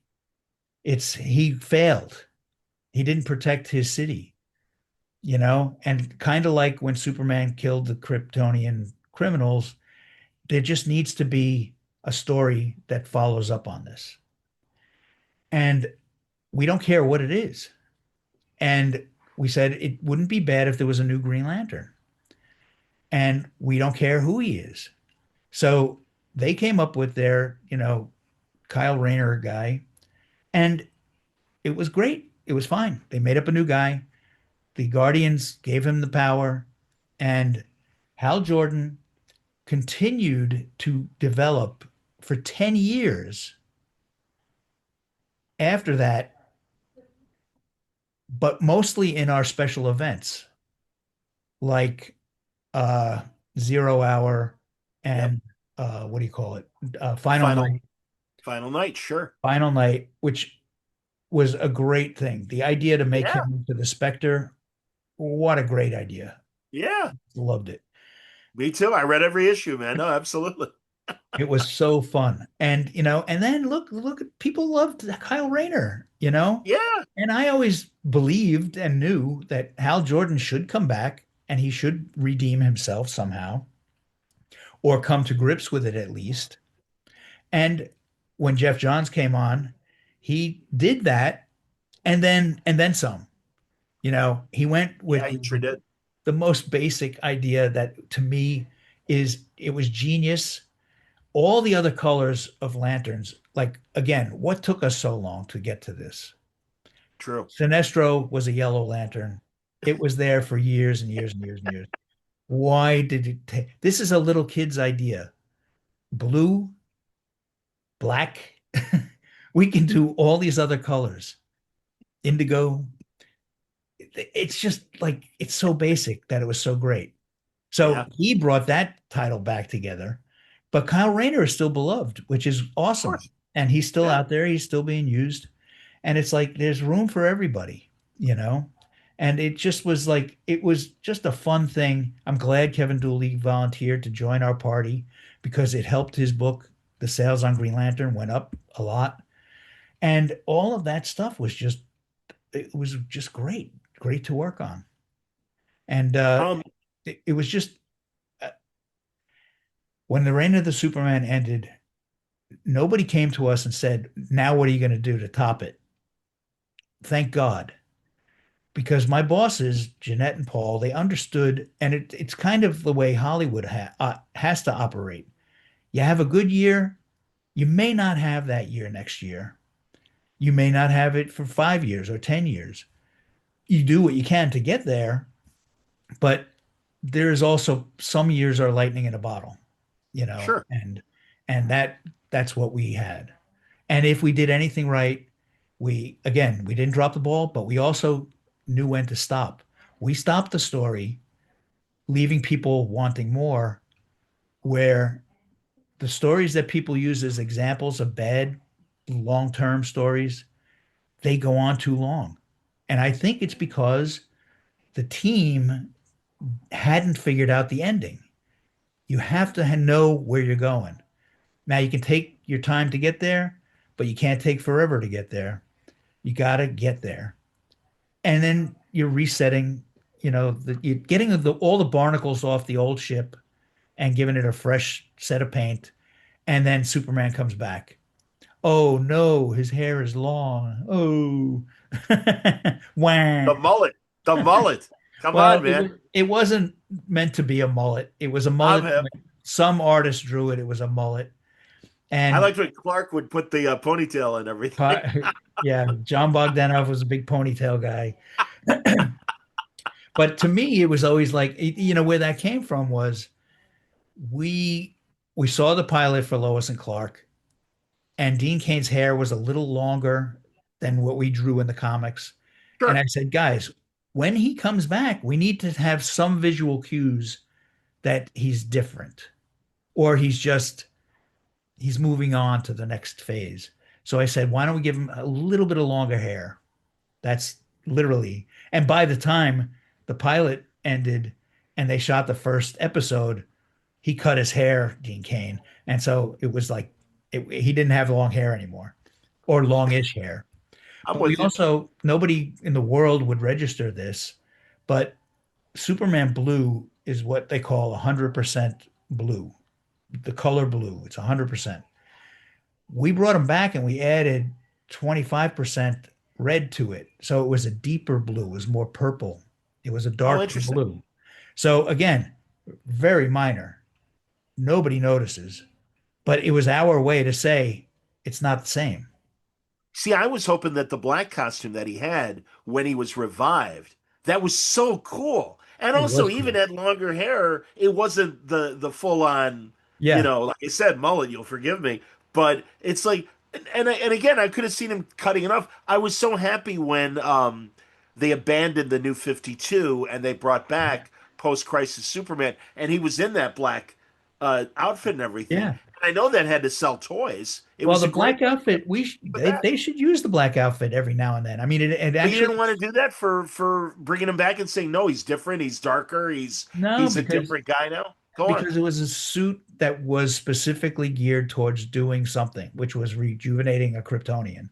Sure. And we didn't, if we keep it around, then he could be killed every issue, you know, and we don't want that. We want it to be that he could possibly die all the time. But I do think they should use that suit. Like I said, when we did the Superman Red and Superman Blue stuff, Yeah, again, it was for a story reason. The story reason being that he was kind of turning into just energy and he needed to be contained. And the fun twist for us there was he had to go to Lex Luthor to build the suit to contain himself. So he has to go to his greatest enemy to hold himself together. sure. And then it also involved, what is Luthor up to with this suit? Who knows? And then you find out that it's kind of splitting his personality too. The Superman Red is very angry kind of Superman, Yep. and he's very tough. Hang on a second. I got a podcast going. And he's like an angry guy, and he doesn't control his emotions as well. And the blue Superman is more stoic and definitely cooler and calmer, but maybe too cool and calm. So again, together, two great tastes that go better together. you know, he's like a Reese's peanut butter cup. Did you are you on the either of the BBC the Doomsday adaptation they did, but also the Superman on Trial? Are you on either of those No, audios? I'm not on them, but I worked with Dirk Maggs on those, Sure. the producer and director. I'm a big fan of Dirk. I I purport him to be the best guy. When we were doing the Death and Return of Superman, he wanted to do his radio show alongside of it. And I read every script that he did. He read all of our stuff. The one thing I didn't tell you about was that my big secret ingredient to making the continuity work was every single page that came in from anybody, penciler, inker, letterer, writer, was photocopied for everybody. And everybody had a pouch in my office. And every pouch would go out on Friday for Saturday delivery. And then you were supposed to keep up on the stuff. You writer, keep up. You penciler, keep up. You colorist, keep up. Sure. Just keep up. But that's an extra part of the job. I mean, we didn't pay them extra for that, but everybody wanted to play along. So we did that. And at the time, I added a pouch for Dirk in England. So he would get these pouches. And I got to tell you, this guy, he is the best editor of stories ever. He boiled down our stuff concisely. He left out the stuff that was extraneous, but he Sure. also explained stuff like Matrix and Yeah. Lex Luthor 2 being a clone of Yep. Lex Luthor. He got Yep. all that stuff in there concisely and clearly. And if you didn't know what was going on in the world and you just listened to this, you'd understand what was going on in our world. And he is a genius. I think he's a genius. And he did a great job with the Sandman stuff recently. And Sure. he's back to doing things with DC that I'm happy to say. Uh, I got to be a voice on one of the Sandman things, Oh, and that's great. I guess Kingdom Come, I did a voice on that too. Okay, yeah, I was gonna say, I But had they're that so adaptation. minor that you're not even going to notice. But it's kind of fun. The technology is such that I can record something on my phone and send it to him, and he can keep it clear as if it was done in the studio. But I'm not an actor. and I don't even play one on TV, I respect that but I have absolutely. fun. Well, you can see my acting in the fourth episode of Lois and Clark, where all of us writers and artists and editors were invited to the set of Lois and Clark, and we got to be extras there.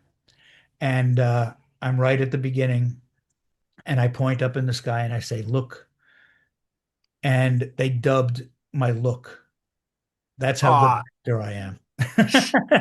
Jesus. Although I think they dubbed me so they wouldn't have to pay me. Classic Writers Guild or That's a Warner TV. Brothers thing there, right Yeah, there. yeah, yeah. Well, I think Paramount falls in that world as well. But can I ask about again? I don't want to keep it because you're especially your wife's Oh, back. that's all right. Uh, I want you to get 3 episodes out of this. Attaboy. There you go. You're a good man. Tell me about Luther the clone and everything. That's a great idea. And I mean, I loved how you explained how we got there from classic Luther to son of Luther in air quotes. Well, it was really set up, Bob Byrne set it up for us Yeah. by giving Luthor that kryptonite ring where he feels like now I can make Superman kneel before me. But then you find out that kryptonite radiation is not good for humans as well. And he got cancer from that. Yeah. It was just like it was all there. And Roger Stern and Jerry Ordway came up with some great stuff. Then Dan Jurgens joining us as well. And when we were doing things like Crisis of the Crimson Kryptonite and all that kind of stuff, we wanted we wanted the consequences to be real for Luthor. We wanted him to die from cancer. So before he dies, he clones himself and he makes up this stupid Australian sun story. And he comes back with his beautiful red hair and Overcompensating, Lex, but okay, and you he know. inherits all of Luther's stuff, and he's supposedly the nice Luther, and his track record is clean, so you gotta be nice to him, but nobody knows he's a clone. He totally sucks Matrix in, and she's on his team, and it's like it was just fun fodder for stories. It was really fun, Yes. and Yes. I think Luther, the the son of Luther stuff. When we finally did uh, the Death of Superman and the Reign of the Superman in animation, we had Lex Luthor under house arrest for some reason. Yeah, I don't know why. And he could only escape wearing a disguise. So we made the disguise. He put on a big long-haired red wig and a beard, and he went out, and he wasn't Luthor anymore. But those in the know knew what we were doing. It was the clone of Luthor coming back just so he could escape, being under house arrest. Were you ever able to like get any influence on some of the animated adaptations? Yeah, when I shifted to working on DC's animation in Yeah, 2010, 2011, I was DC's liaison, which meant that I read all the scripts and worked on all the animated TV shows and movies. The secret here is that the guys doing the animation loved our stuff as much as we do. And if I had to rein them in once in a while, it was only because their intentions were to do something interesting and at the same time, you know, I I didn't, I won't say I didn't have notes for them. I had notes, I had suggestions. I would say, hey, this character doesn't really do this, but this guy does, throw him in, and that kind of stuff. For all of DC's movies after Justice League Doom, I had a bigger say in, and all of our TV shows. So if you don't like Teen Titans Go, you can also blame me. I say it's you don't have to like Teen Titans Go. It's there for somebody else. sure. And I will defend that show to the death to say that every character there is acting in character. It's just an extreme hyperbolic version of that character. And it's for laughs. It's just a comedy show. And thank God when George Perez was alive and Marv Wolfman they got to be in episodes of Teen Titans Go, and their blessing was on it. So it's just like, guys, let there be room for a show for your little brother or your son or some kid that you don't know. It doesn't have to be 1983's Teen Titans, new Teen Titans, you know. No, absolutely. In fact, in the other animated Cartoon Network Teen Titan show before Go, when the New 52 kind of made Starfile sexualized again, Yeah. people were really upset about that because they're I like, was wait a upset minute. about that. Well, there you I, go. I hated that. I thought it was like, this is, it's bad enough she wears this costume, you know? Guys, Yeah. can we not do this to a good character? It's like, please. Yeah, so I was not a fan of that. I wasn't a fan of slimming Lobo down either. There was a lot of things that Yeah, that was a happened mistake. Yeah, that yeah. weren't my favorite for obvious reasons. I mean, look, Lobo is not necessarily my favorite character, but even when I was in charge of the DC universe, it's like there should be a Lobo. There should be a Lobo comic. All the comics shouldn't be a flavor that I like to eat. There should be 34 flavors I'm with you. or more. Yeah. It's No, like I'm with you. it's just like uh Lobo was working, and maybe he wears out his welcome and you give him a little rest and then you bring him back. It's just like you got to have the long game in mind. This stuff doesn't always have to be continuous anymore. Uh, and there's ways to use Lobo even if it's not in his own book. Uh, Witness the upcoming Supergirl movie. Let's see what that's like. I love Jason Momoa as Lobo. I love it, and I think it's really fun, and I look forward to seeing that movie. Oh You know, yeah, I think it's great casting, and also poor Millie Alcock. It's so funny, Mike. Literally today, I didn't have a guest. I ranted for 15 minutes, and they're picking on Millie Alcock, and it's like, first of all, they're like, "Well, she's ugly." I'm like, I think she's very pretty, frankly, but that doesn't matter, and I don't want to be an old man creep. But that said, it's like, I like the idea of burnout teenager Supergirl showing up as she did at the end of the Superman movie, and I love Tom King's story. And it's like, okay, she's going to grow up, it seems, in this story. let's see her grow up on camera. Let's see it Yes. happen. Let's join her for the ride.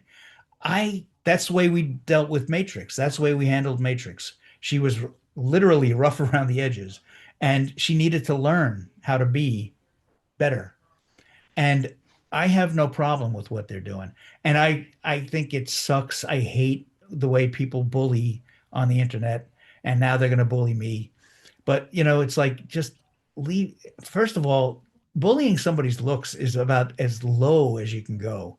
It's like you don't deserve to be considered. Your opinion doesn't matter anymore. It's the bottom of the barrel. If you're gonna go out there and you're mad at me and you want to say, "Oh, Mike's fat," it's like you lose already. You're already lost. So uh, I get it. don't tell me something I don't know. And look, I, she's not ugly. Is she conventionally pretty? Pretty? Is her hair messed up and not combed? All right. Let's see what the story is. yeah. I've always said that, if you were out there and you were crabbing about Superman's long hair and the fact that he doesn't have trunks on the outside, then you're not reading the stories.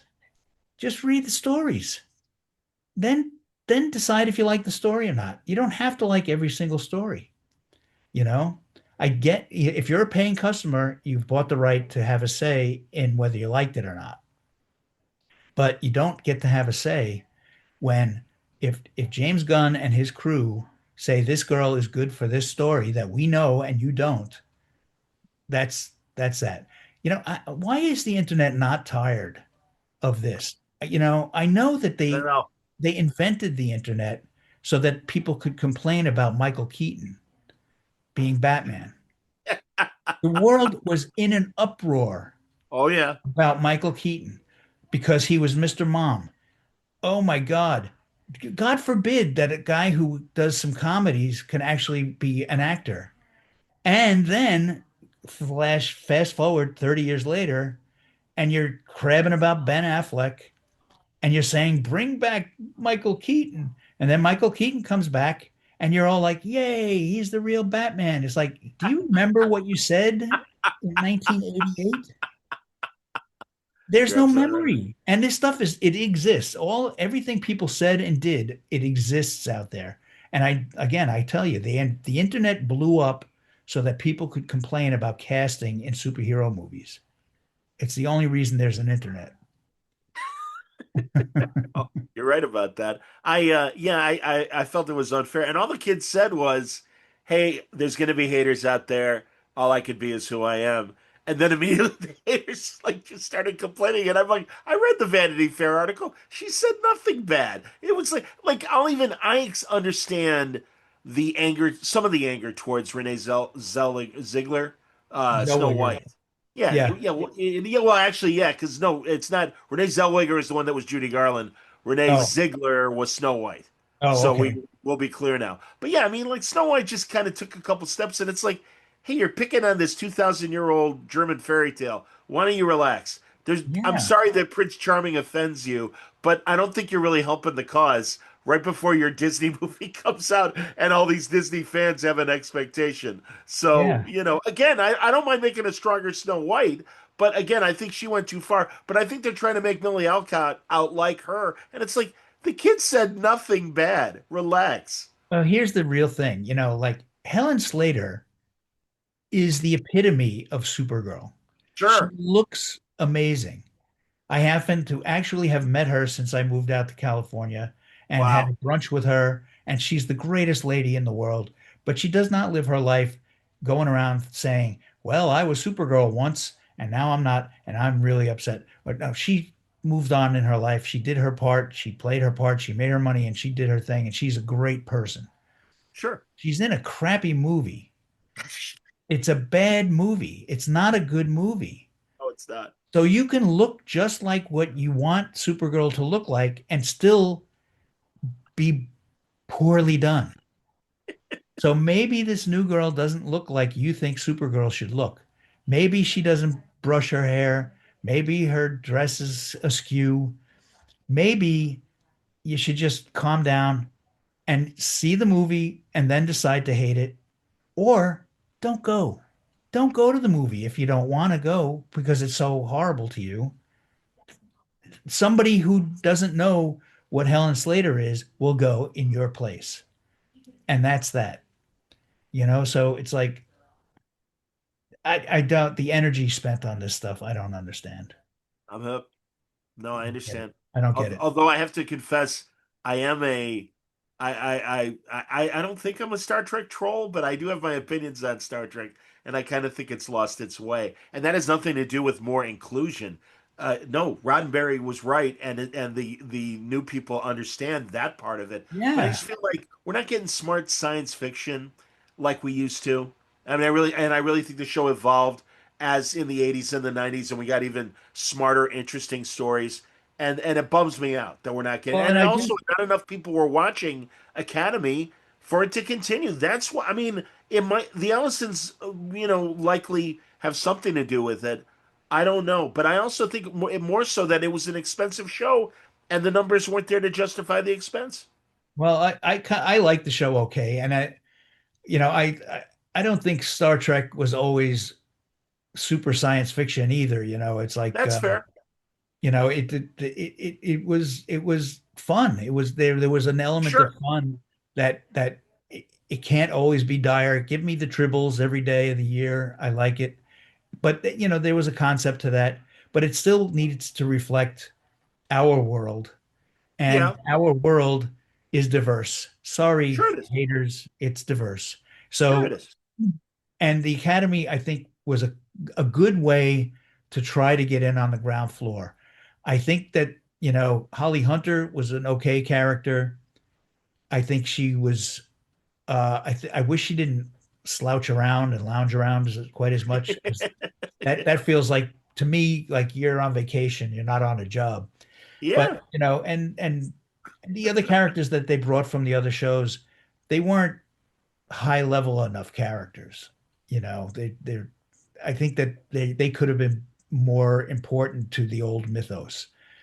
That said, I think that some of the Strange New Worlds, is that the title? The Yeah, the Strange, Pike Show, the Chris yeah, Pike Show. Yeah. yeah. The fact I love that they're doing Pike. I love that. Me too. Those Oh were my yeah, favorite episodes when I was a kid. I love them. me too. Absolutely. But they did a musical, I you know. know? So it's like, Yeah. but I like a lot of the episodes, you know? Okay. So it's fun. Let's have some fun. Why is Oh fun no, allowed in science fiction? fun It is is. great. It Fun is. is great. I just think, like you said, they lean too hard on, especially for their season-ending climaxes. Now the whole galaxy's about to blow up, and it's like again, Well, look, it's like guys. you gotta realize they're working with a different model too. They're working with 10 episodes a season, you know, and the old Yeah, show was what, 25 shows a yeah, season, yeah. You're 24 right. shows a It season. was. So Yeah, they had a lot of room to zig and zag and go places. but Mike, using your own logic in terms of what you did with events, you knew where you were going. I mean, we publicly know there were all these different shifts in the writers' room, and also just episode to episode, especially with Academy. It's like these writers aren't talking to each other, Well, and that's a mistake. there's a lack of continuity here, Yeah, and that is a mistake. yeah, and I think that hurts the show. And also, I keep pointing to. Do you watch The Diplomat on Netflix? Yeah, Okay, they only have 10 episodes as well.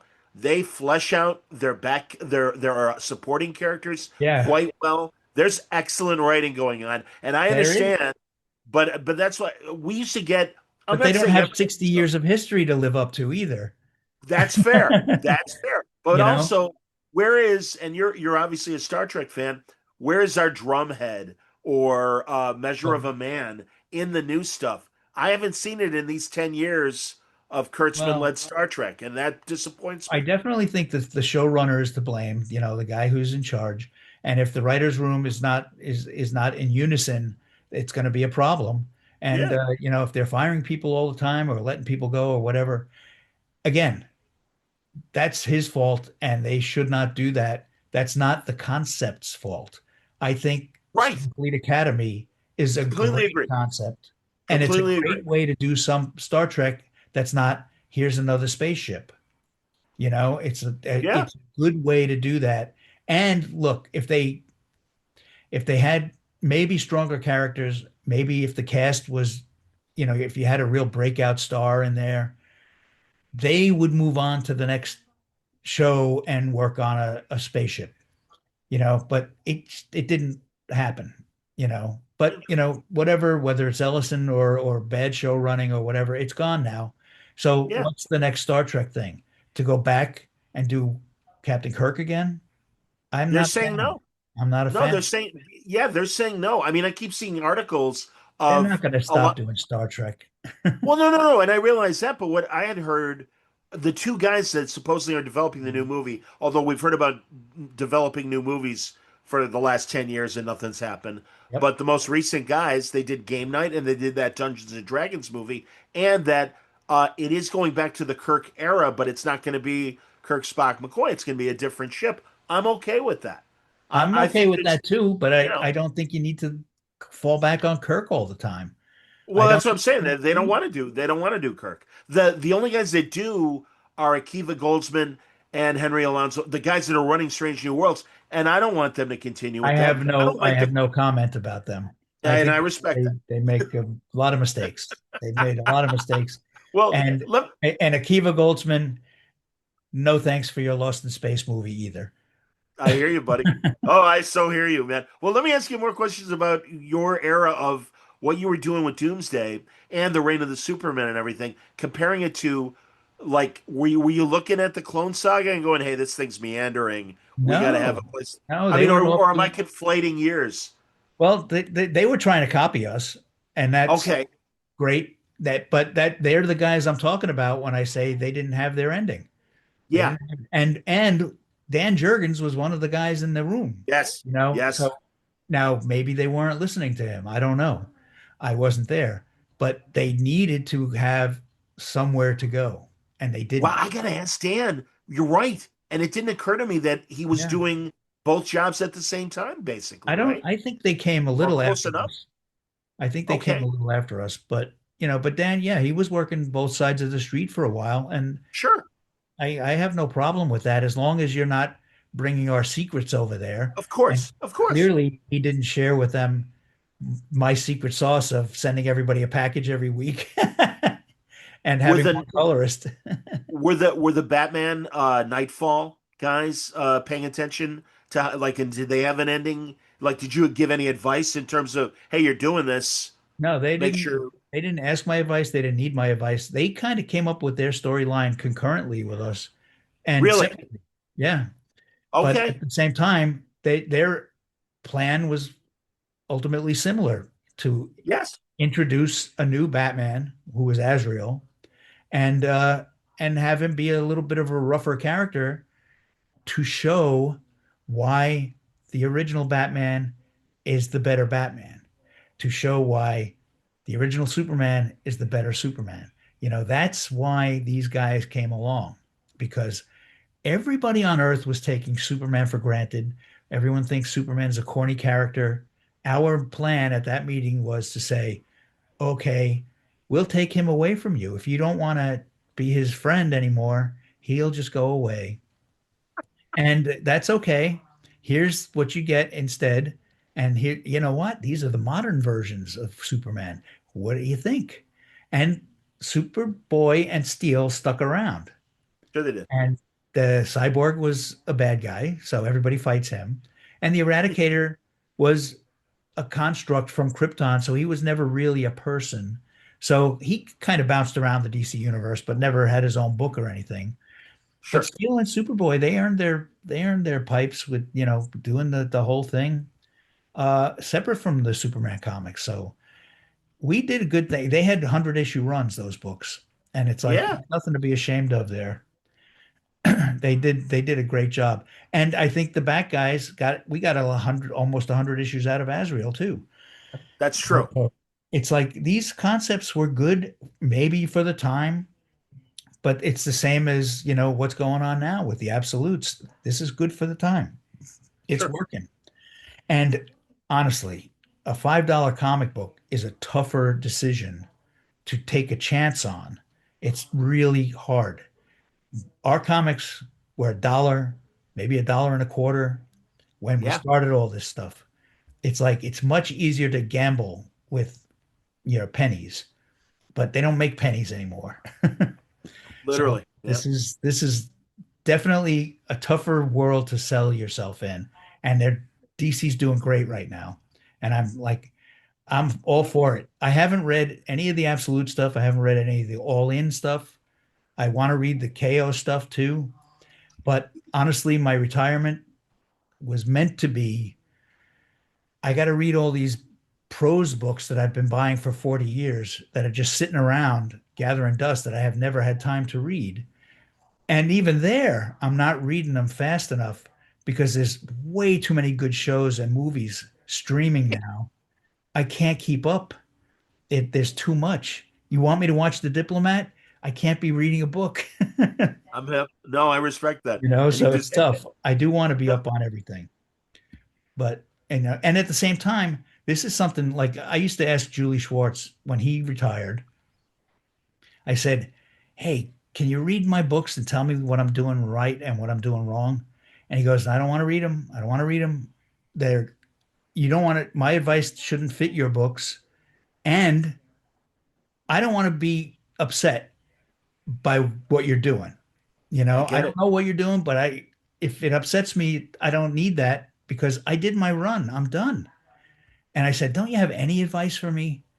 And he goes, "Yeah, the Gillette Mach 5 razor will give you the closest shave you've ever had." And that was the best advice I ever got. Hold one up, Mike. Absolutely, absolutely, man.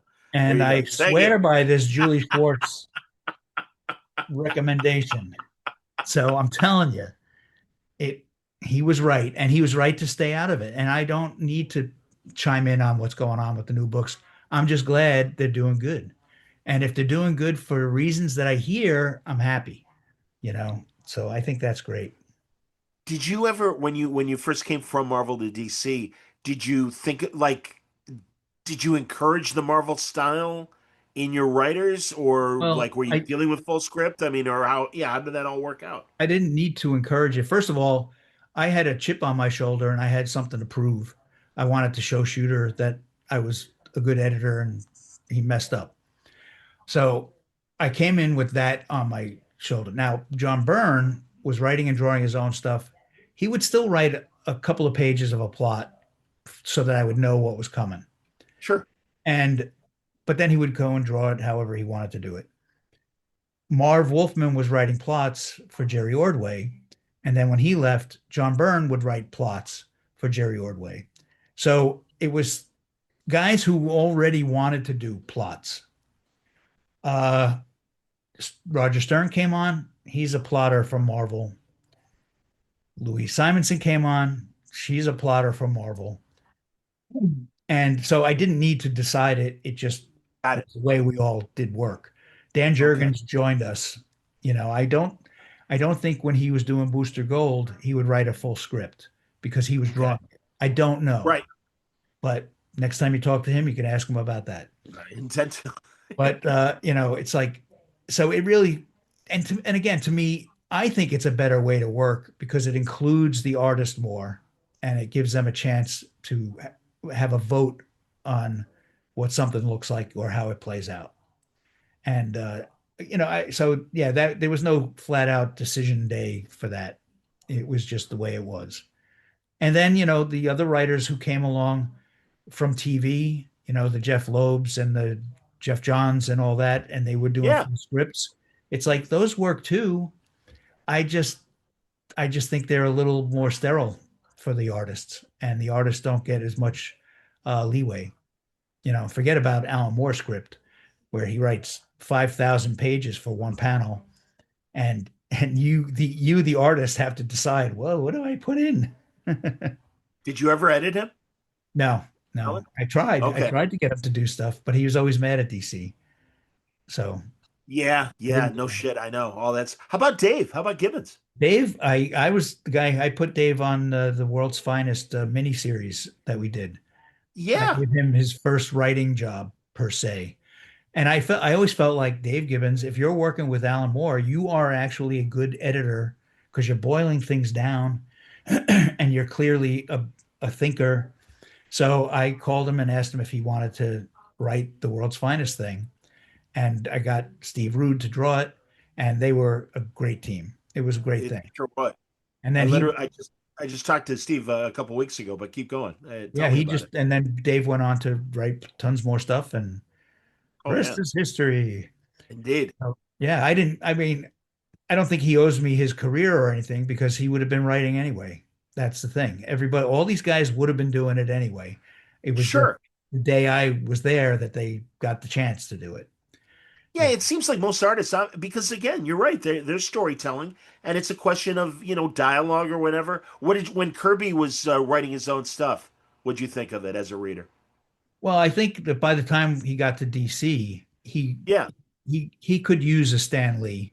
He could have used a Stan Lee to boil some of the ideas down. There was so many ideas, but Yes. I was always a fan of his ideas. I thought, Sure. and the stories obviously were visually exciting. The thing for me is like I a lot of the guys I worked with were writer artists. And if they were just artists, I encouraged them to be writers as well. And Dan Jurgens was a writer artist when I grabbed him. And John Byrne was already doing that when I came along. Jerry Ordway got the opportunity. Dave Gibbons got an opportunity. Some other people I worked with got opportunities. Carl Kiesel was an artist who wanted to write. So he did Hawk and Dove for me. And it How was like about Ringo? What the did you work with Ringo, Michael Ringo, uh, or was that not after you?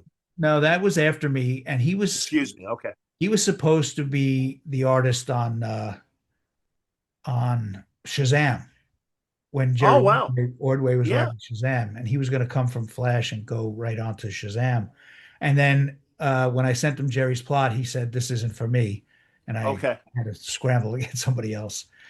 So We didn't talk about the Marvel family. Tell me about working with Ordway on. So did you edit Power of Shazam? Yeah, yeah. That was I I love wasn't that book. only editor on his graphic novel. I took it over from Jonathan Peterson, who started it with Jerry. But I finished it with him, and then I did the series with him, the whole series. And I would love for that to be put in an omnibus. I think that Yeah, that was a great series. I'm a big fan of Captain Marvel. I'm a big fan of Shazam, whatever you want to call him. I'm a big fan of what Jerry did with the stuff too. I thought that there was a lot of good ideas in there, and there was a lot of stuff that just grounded Captain Marvel, but also kept some of the whimsy, but it wasn't a flat out, CC Beck era, you know, kiddie totally. story. Yes, It was definitely, it was fun. Again, I yes. think comics should be fun. My writing career is such that I don't think I don't get phone calls for a lot of writing, but part of it is that I always find ways to try to get the stuff to be funny, and I unfortunately think that comic book fans, superhero fans in particular, they don't like their superheroes funny. They want it pretty deadly serious, and I would much rather be doing the assistant editor's month issue of Marvel Team Up where Aunt May becomes Galactus's herald. Oh, I remember that. Ha! I forgot. I didn't remember that you wrote that. That's excellent, Thank man. you very much. That was my Absolutely. team up. That was my Shame big on me. Oh my God. Aunt May and Franklin Richards team up. And it was really just a 22-page Twinkies ad. It was basically a joke about the old Twinkies ads that were in the comics. Absolutely. Yeah. I know that's frivolous and stupid, but it's a one-time thing. Sure. But that's the kind of stuff I lean towards, So I don't get the call. I don't get the call. And when I was writing some of the Star Trek comics, I did Yeah. some Tell me about your Star Trek I comics, did man. some Shame on Star me. Trek issues, and I didn't seek out that job, but Bob Greenberger, the editor of the Star Trek Yeah. comics at the time, he asked me to do it, so I did the best I could. I know enough about Star Trek, and I made sure I watched every episode on VHS back then, And a boy. and I wrote some sequels to stories that were in the TV show, and Did you do that? Did you do that trial of James Kirk? Any of that stuff? Because I I don't remember. think so. All right. Because I remember Bella Oxmix, the gangster Oh yeah, planet I did not do guy. that. Yeah. Tell me See, about your that's where I stories. say, Star Trek has not always been straight science fiction. I so hear you, man. No, no, no. And you're right. And some of those are fun. I mean, I even like They're Spock's stupid, brain. but they're fun. Yes. Yes. And in context, they are what they are. Sure. There's room for all this stuff. Well, And the tell thing me. is, when you have 24 episodes a season, you have more room for that. Yeah. You can do something like Michael J. Pollard saying bonk bonk on the head, and that's Ah, ah, super science very. fiction. And but when you only have 10 episodes, you, your your fun episodes stand out and take a little more weight. I give them one a season, Mike. You'll Yeah. forgive my Oh yeah, stinginess, you can have the but animated one guys a come into season. your show once, and then that's it. But they went too gimmick heavy in season three of Strange New Worlds. It was a little, Yeah, I and was also they blew. less a fan of Like that. it would have been an interesting. The documentary episode would have been interesting if it had teeth, and it didn't. No. And that's unfortunately I can say that about a lot of. I mean, hell, Academy, they want to do an episode where they're dealing with the trauma of what they faced on that ship when they saw their Yeah. other cadets die. And instead of giving us a Sidney Freeman MASH episode where you really could have done something serious Yeah. about teen stress, Yeah. our town, come on, man, that's a cop out. I think that's a cop out. I just think that's old news. That's like, Literally, yeah, it is literally old news. it's a And 90-year-old play for God's sake, man. honestly, my feeling about the documentary thing is no offense to the world, but I think can we be done with these office type documentary shows? Every Oh, show I is hear you in a that for the documentary sitcoms. show, and it's like even if it's the funniest show, I like the show I'm liking now is Stumble. I don't know if you've seen that on No, I Peacock. haven't. Tell me about Stumble. What's that one? Stumble, it's just about cheerleaders, but it's done with that mockumentary style, and it's just like I'm just tired of the style, but it's really funny. It's really What channel funny. is that on? I think it's on NBC. I think it's on Peacock, so it's not on Channel Right. 4, but it's on Peacock. Oh, okay. I'll Streaming, look for it. streaming. I'll look for it. And But yeah, wait a minute. and it's only Tell me 10 about your Star episodes. Trek. Tell me And about your it, Steve. but I Tell me did about some your Star Star Trek. Treks. I did some Star Treks where, what's my premise? Okay, there's a gremlin on the ship. Is that a science fiction idea? No. It's Well, just it's it's a Bugs Bunny idea. yeah, but I mean, but it's tied to aviation and and the war thing. Exactly. So It is it makes exactly sense that. to me. It makes sense to me, man. Well, and it was again, it's just one issue. And again, Yeah. I never thought I was going to be the regular writer on the book, and it turns out I wasn't. I was on it for a little bit of stretch. But Okay. then I also did the first Next Generation miniseries, which is not great. And my defense of it is I worked from the Bible before we ever Okay. saw an episode, and Jean-Luc Picard was actually going to be French and not a British actor with a French name. Yeah. Yeah. And I leaned into some of the concepts where they said that there were going to be families on the ship. And I leaned into that maybe a little too much. But I didn't know. We were lucky to have pictures of the characters by the time the artist had to draw it. So, Picard saying Sacre Bleu that's my bad. Hilarious. Well, that's all right. Hey, man, first season was awkward anyway without the comic book tie-ins. So, Yeah, well, I worked from the Bible, and the Bible they said it was by Gene Roddenberry, but I don't think it was. I think it was by Mr. Tribble, the guy who did the Tribbles Dave episode. Gerald. Yeah, and David Gerald. Yeah. it's a great Bible. It was really solid, but it's such like when you're when you're doing it, it evolves into something else. Well, just like when Howard had to go from the script of Star Wars when he did Yeah, the Marvel adaptation and everything. yeah, it's true. It's So like they're by the time the readers see these things, they've seen the show too, and it's easy to say, ugh. But once Next Generation got to be a series, they had a real science fiction writer do it. Michael yeah, Jan Friedman did it, and that was better. sure. Mike's been on the show. I have a He's a lot good of guy. novel. I have a lot of novel and comic Star Trek people on. I love He's Star a Trek. good guy too. He's a really good guy. Mike's a great guy. So, And Bob too. Robert's a great guy as well. yeah, Greenberger's a good dude. I didn't feel like I was fired. I felt like I got a shot at something that I wasn't asking for, that I was just like, I'm going to do my best. And, you know, it, my silly ideas are maybe too silly, especially in a 6 issue run. But I will say that they, they did go with one of my ideas, where I think Riker was going to become a Q, which Yes.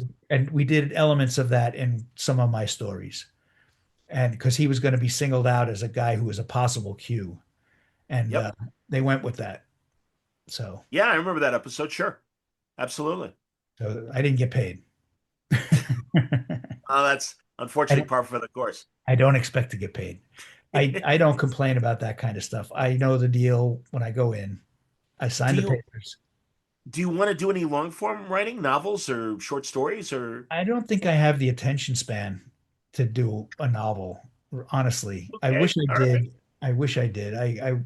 I like writing funny stuff. I like being out there. I like people thinking of me to do stuff. But am I better on a 10-page Scooby-Doo episode? Maybe. I don't need to do superheroes to get my Were rocks you off. doing forgive me, man, were you doing Hanna-Barbera comic books of Scooby-Doo? No, no, but I did do some Flintstones and Jetsons comics back in the day, and I did some I did McGillis Gorillas, and I had all the monkey characters team up as a militia. That's fantastic. It was fun. That's excellent. It was fun, and nobody else had that idea.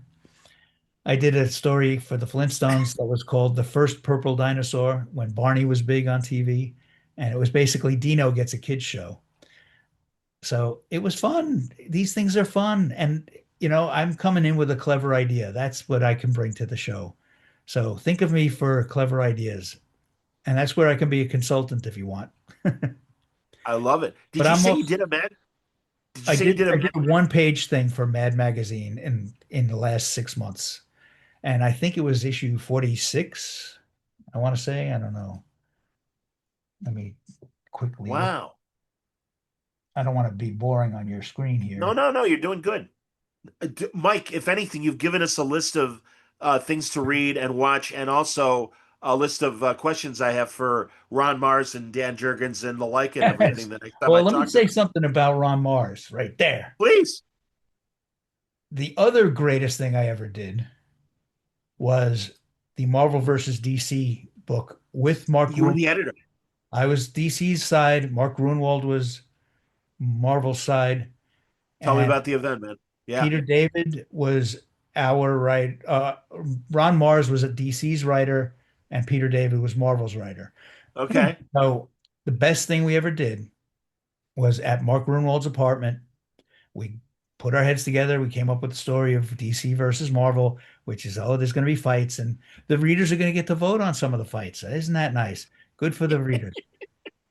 The genius move, Amalgam Comics. That was the most fun to come up with characters for that, reasons for it to exist, reasons for it to go away. All of those mushed together characters was us all being 12-year-old fanboys saying Batman Wolverine is cooler than Batman or Wolverine.